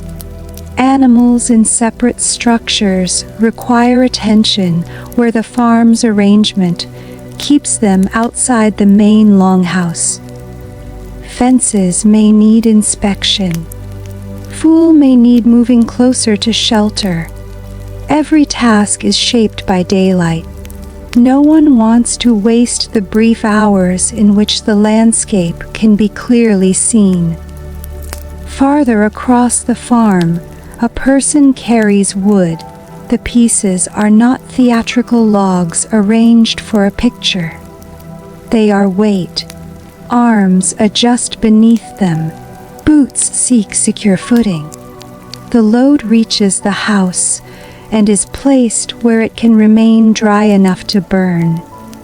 Another trip may follow. Winter warmth begins with this repeated carrying. You look toward the fields. Nothing moves there. The snow or frozen earth has hidden the geometry of cultivation. Months from now, soil will open again. Grain will grow. Animals will return more fully to pasture. But that future exists only because enough of the household survives the present. Seed must remain.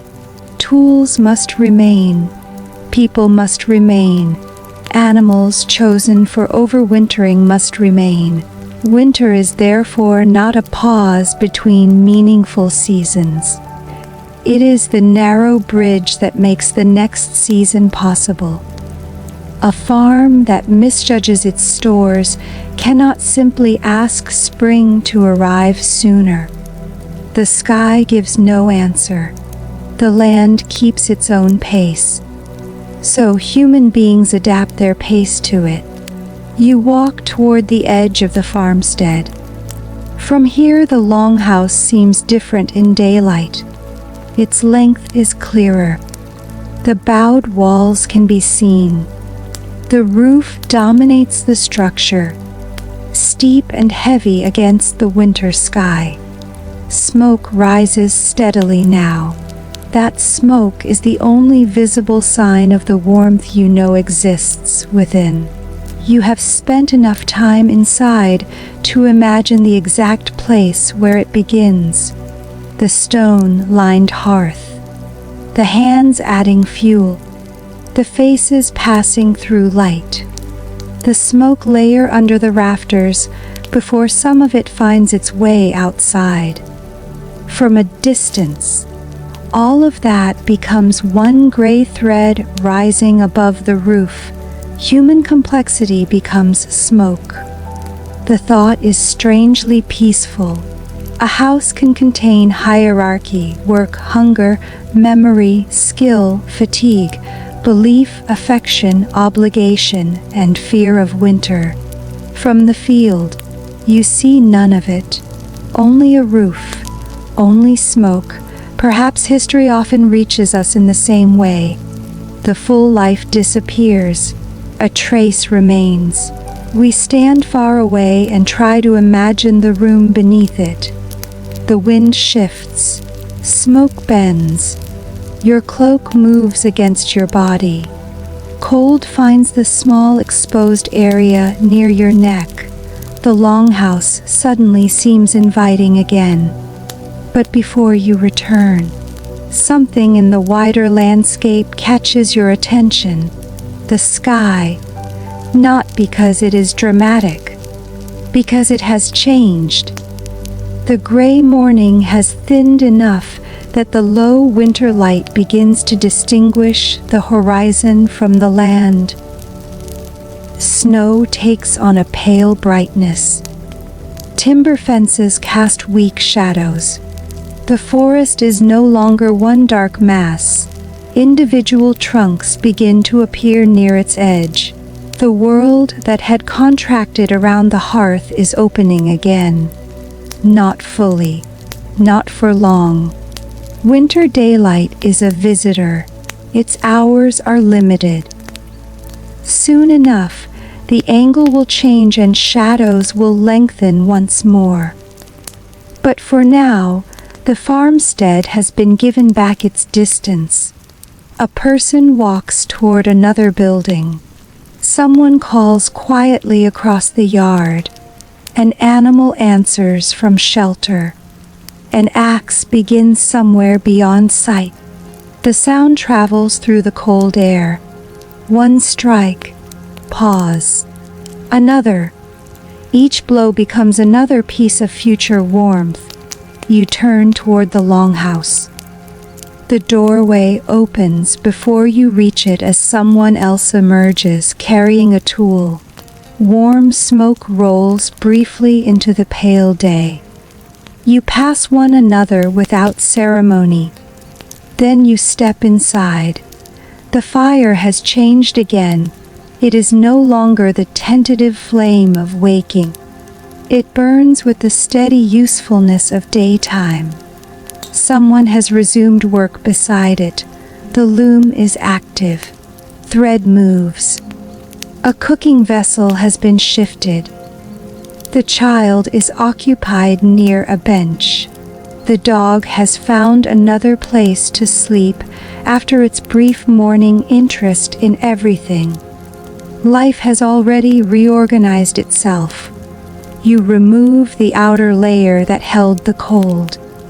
The smell of smoke settles around you almost immediately. Hands return toward warmth. The longhouse receives another body from outside and absorbs it without interruption. A person near the loom speaks. Another answers. The words are quiet. The hands do not stop. The fire continues. Beyond the wall, the short winter day moves almost imperceptibly across the snow, while inside the house thread wood, food, animals, and human attention continue shaping the hours that remain. The thread continues to move through practiced fingers. Outside, the winter light has climbed as far as it is likely to climb, pale and low across the snow, never truly high enough to dominate the sky. Inside, the fire remains brighter than the day. The loom gives a soft wooden sound. A spindle turns. Someone near the hearth adjusts a vessel and then returns to whatever task had occupied the hands before.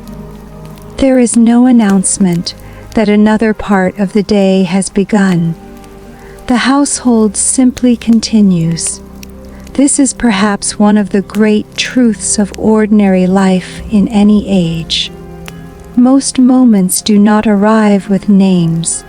They pass from one into another, until only later does someone decide where morning ended, where work began, where rest returned. Here, the winter day moves slowly through a longhouse filled with small purposes. A strand of wool becomes thread, thread becomes cloth, a damaged object becomes usable again. Food becomes warmth, wood becomes flame.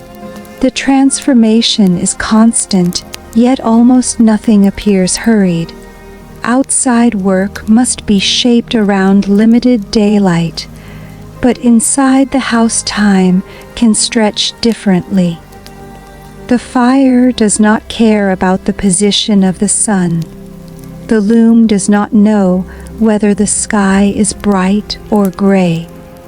Hands continue as long as there is light enough to see and warmth enough to remain comfortable. A child watches one of the adults work, not with the formal attention of a student, simply by being nearby. The hand holding the tool moves in a familiar pattern. The child sees it repeated. Perhaps one day the same motion will belong to smaller hands that have become larger. Skills survive this way, not only through instruction, through proximity, through watching, through being useful before one fully understands why a task matters. The longhouse is full of such quiet inheritance. How wool is prepared, how a fire is banked, how a blade is sharpened, how a piece of leather is stitched, how food is stored, how animals are handled, how weather is rid without written forecasts, how darkness is lived in without fearing that light has disappeared forever. No one inside the room thinks of these things as preserving culture. They are simply necessary.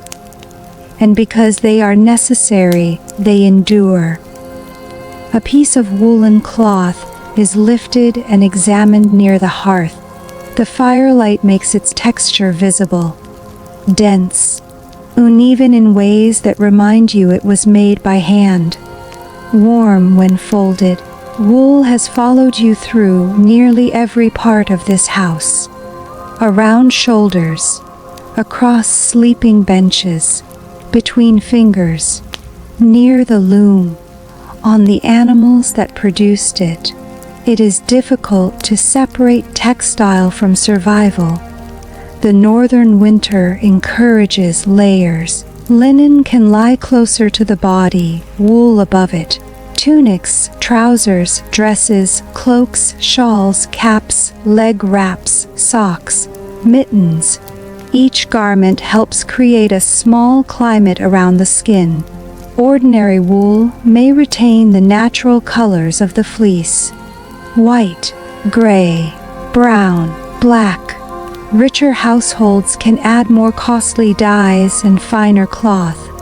Madder can give red, woad can provide blue, weld can produce yellow. Imported material and fur trims can speak of wealth and connections beyond the farm. Yet the simplest wool still performs the same ancient service. It traps warmth. A person near the door fastens a cloak. The fabric folds thickly around the body. A brooch or pin holds it where hands do not need to. The door opens. Daylight enters. For an instant, the difference between natural light and firelight is striking. Outside is pale. Inside is amber. The person steps out, and the opening closes again. The gray light disappears. You are left with the hearth. Perhaps this is why fire becomes such a powerful center of memory. So much winter life must pass through its light. Faces, meals, work, conversation. Birthdays are not counted here as modern calendars might count them.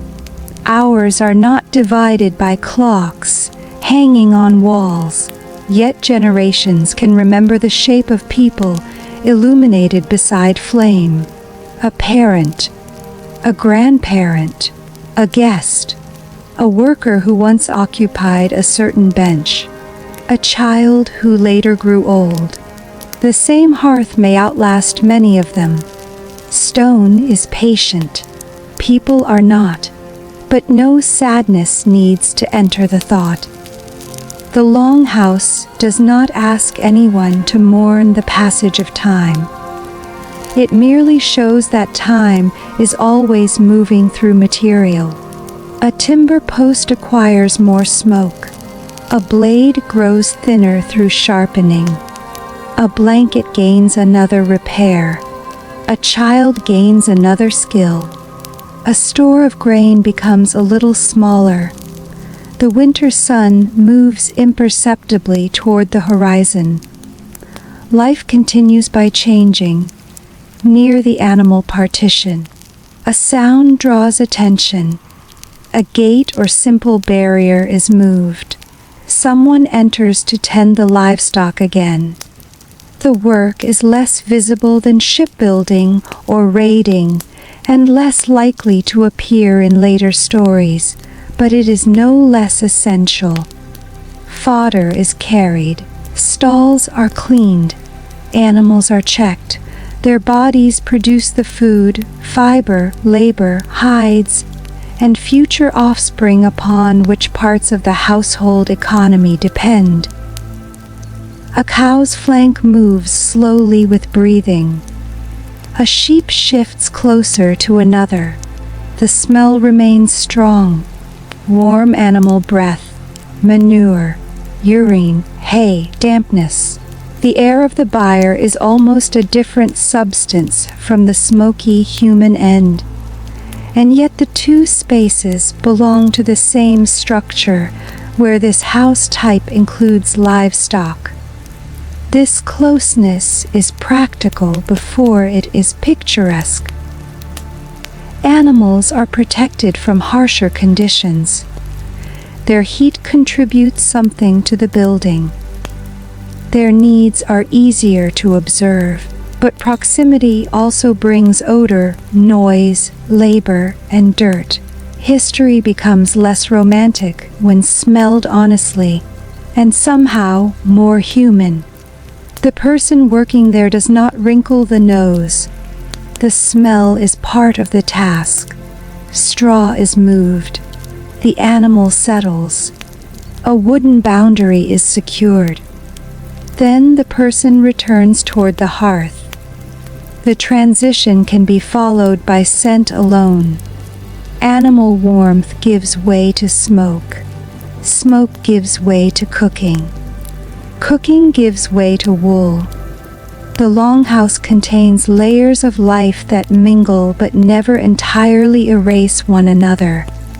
A bowl of food appears. The day has moved enough that another simple meal or portion can be eaten. There is still grain. There is still preserved food. There is still something to drink. No feast is required. A wooden spoon enters a bowl. Someone breaks bread. The household eats without making the meal into an event. That quietness matters. Popular images of Viking Age life often prefer extremes: battles, voyages, drinking halls, ritual spectacle, but most bodies cannot live inside extremes for very long. They need porridge, they need repaired shoes, they need dry bedding, they need to carry water, they need to clean stalls, they need to mend cloth, they need to sleep. History is sustained by repetition much more often than by spectacle. The old traveler has seen this in many civilizations. Empires rise through grand names, but ordinary people still wake hungry. Monuments survive, but someone once had to cook beside them. Kings are remembered, but forgotten hands spun the cloth they wore. Here, in this house, there is no need to decide which matters more. The fire illuminates whoever sits closest. That is enough. A cup passes. Conversation returns.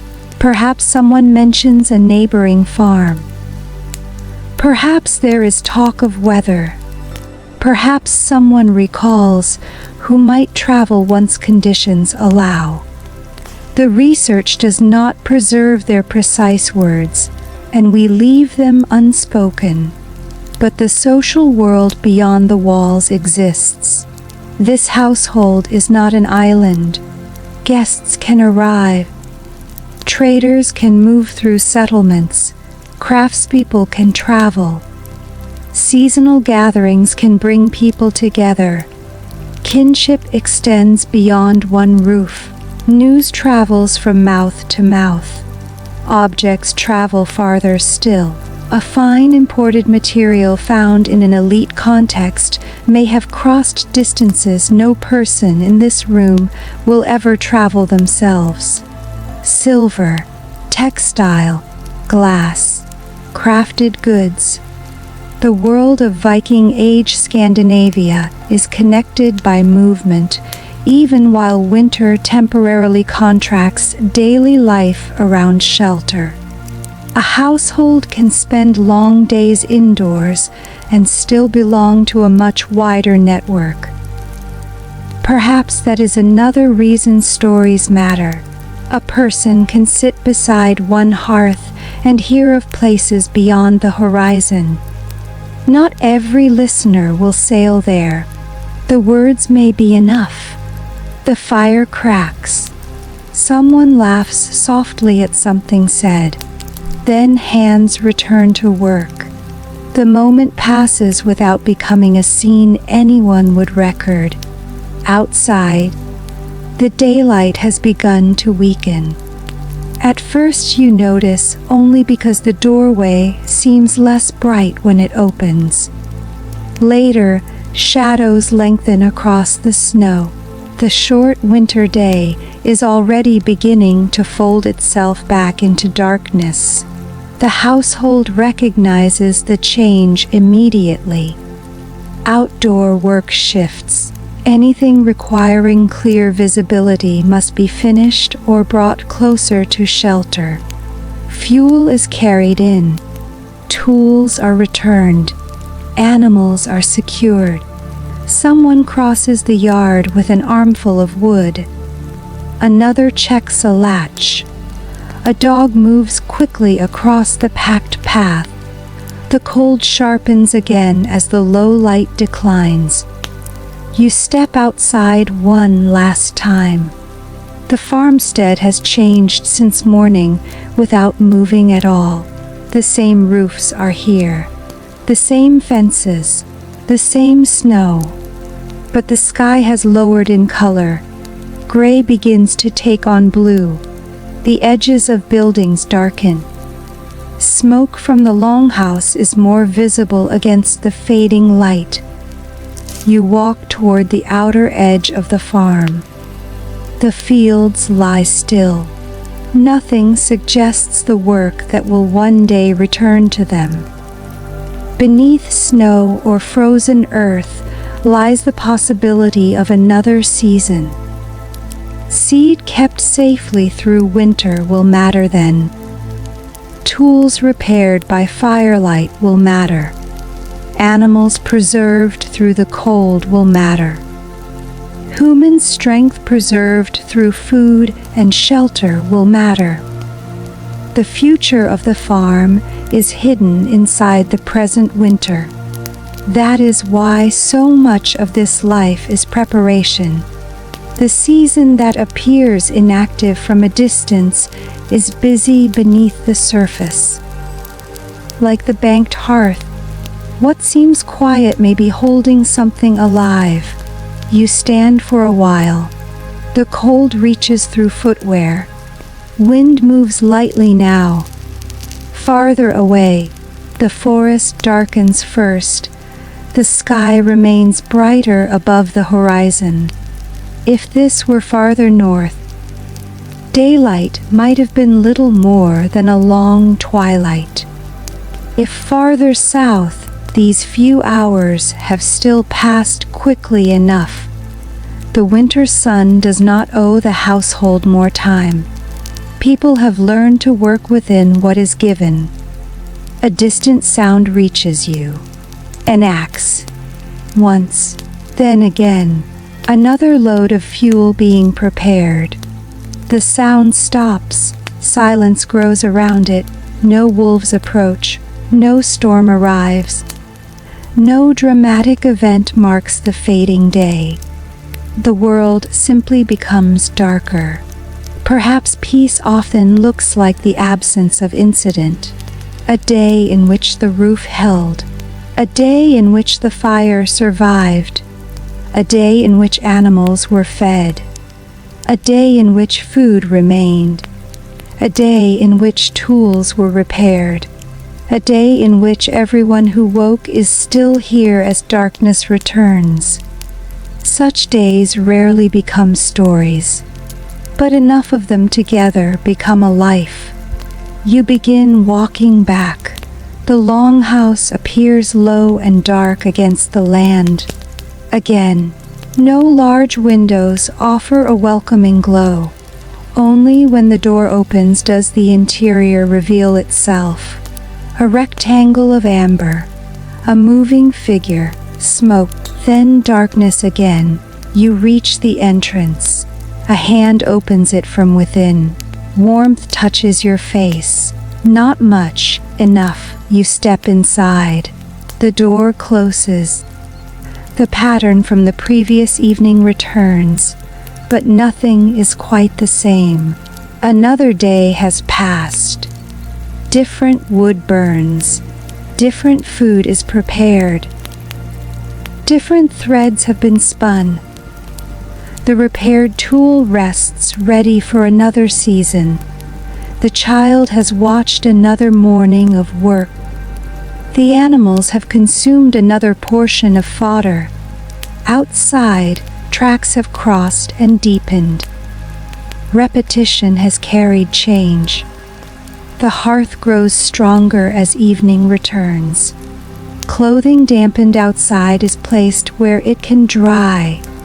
Hands come toward the heat. A cooking pot is moved into position. The room contracts once again toward the fire. This time you recognize every sound. The timber, the wool, the bowl, the animal breath, the wind, the door. Nothing needs to be introduced. The house has become familiar.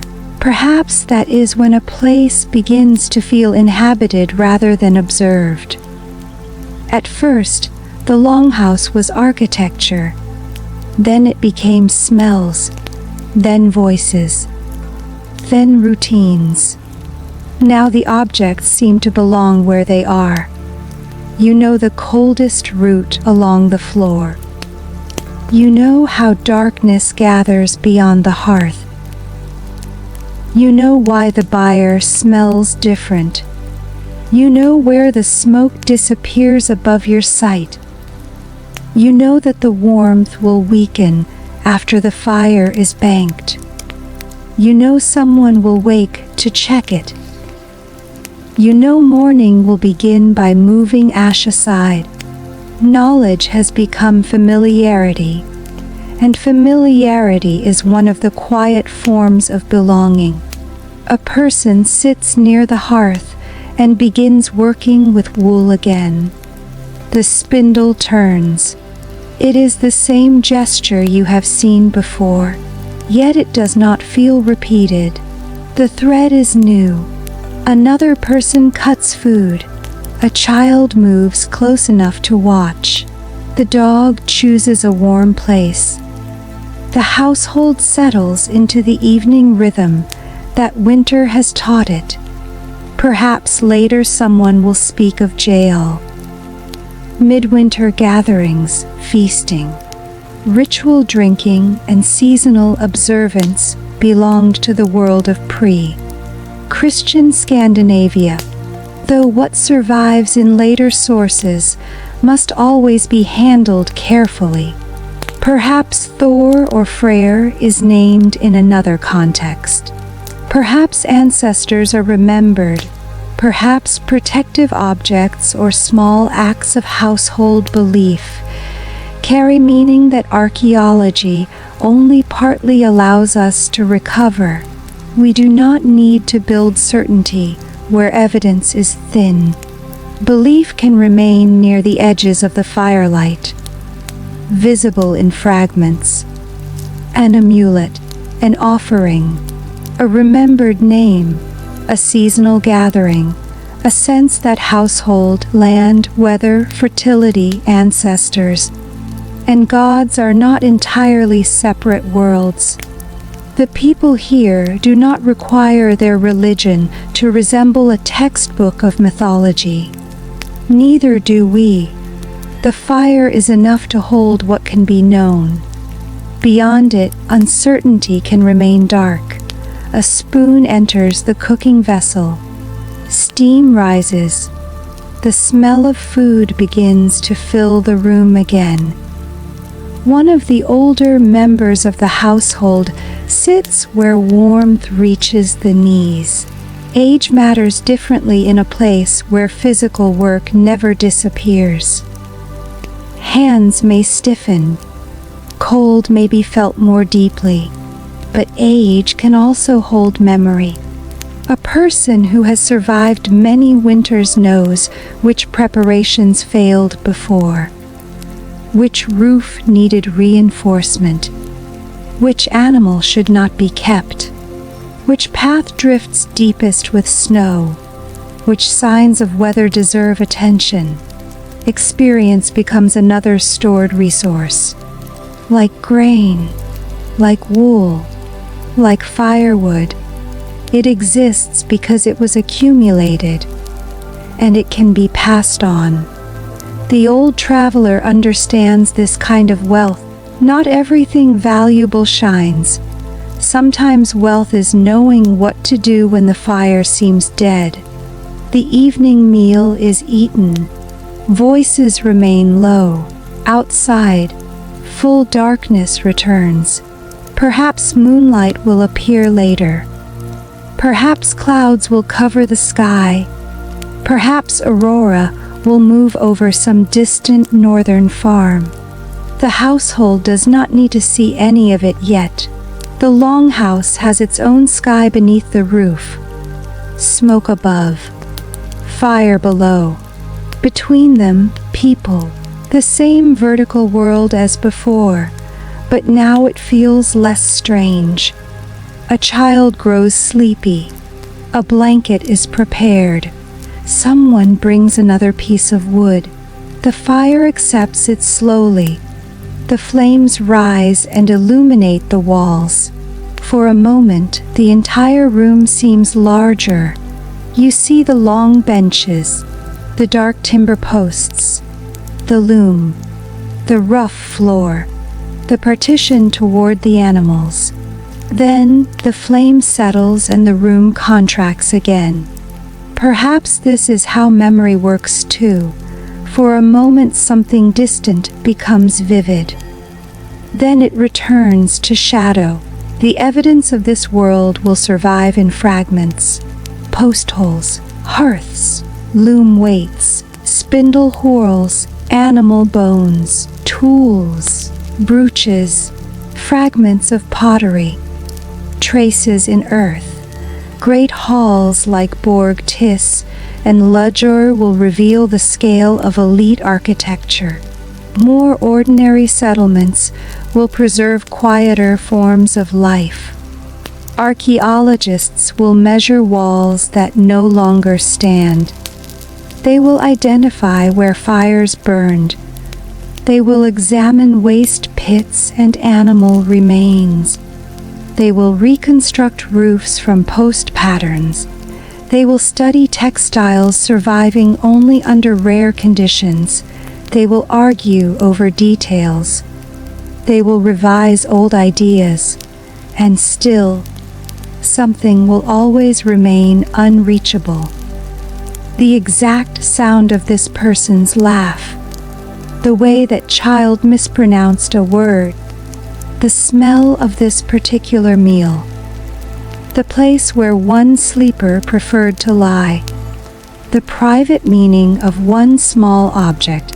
History preserves structure more easily than intimacy. So when we enter a longhouse like this, care matters. We use what the evidence allows. We leave uncertainty where it belongs, and where facts end, we do not invent another world. We remain with the fire. The fire is enough. Someone places a wooden bowl aside. The work of the day has begun to loosen. Hands that spun and cut and carried now rest. A tool is returned to its place. The loom becomes still. The animal end is checked. The door is secured. Night takes the farmstead. The household has arrived at the same darkness as before through a different day. Blankets are unfolded. Straw shifts. People arrange themselves along the sleeping places. The warm positions are occupied. The colder ones are accepted by those who must take them. Hierarchy does not vanish because everyone is tired, but fatigue is universal. The fire is prepared carefully. Flames are reduced. Ash moves across the coals. One orange opening remains, then another.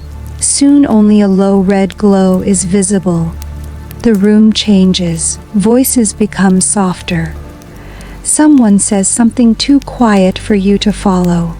Another answers. A child is already asleep.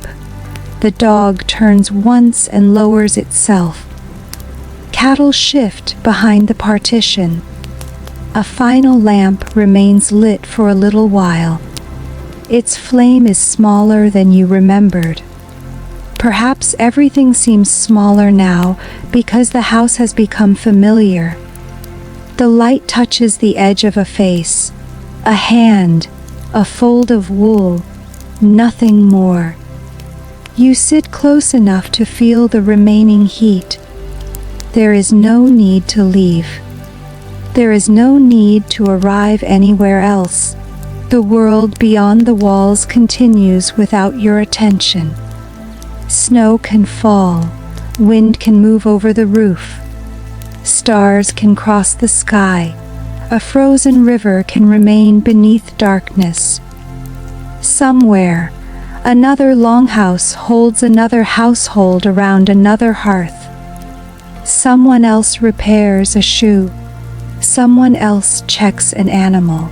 Someone else listens to a story. Someone else covers embers with ash. Thousands of ordinary lives continue without knowing that centuries later anyone will wonder what their evenings felt like.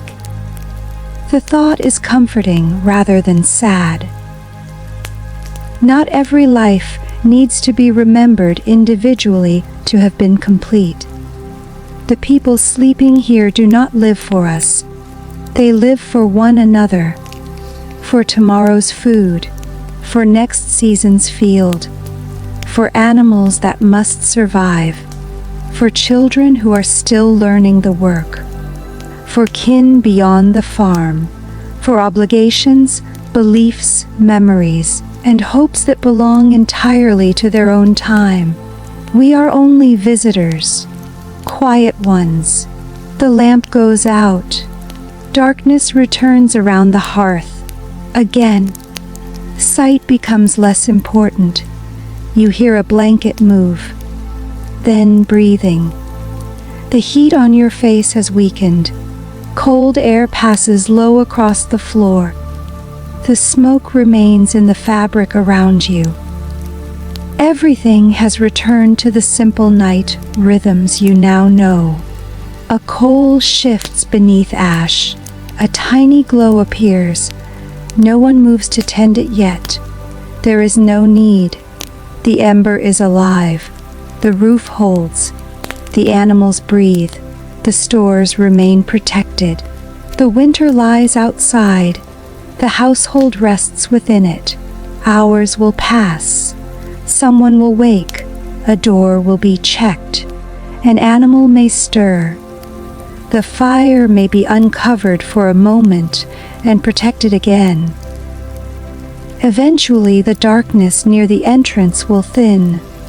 Feet will find the cold floor. Hands will search beneath ash. Kindling will catch. The loom will return to light. Water will be carried. Fodder will be moved. Bread will be broken. Thread will turn between fingers. The short winter day will appear and disappear again. Nothing waits for our departure. That may be the gentlest thing about this world. It does not end because we stop watching it. The longhouse remains. Snow rests against the walls. Smoke settles into timber. Wool lies over sleeping bodies. The fire keeps a little heat beneath its ash. And somewhere within the darkness, before anyone knows that morning is approaching, a sleeper turns quietly beneath a blanket and becomes still again.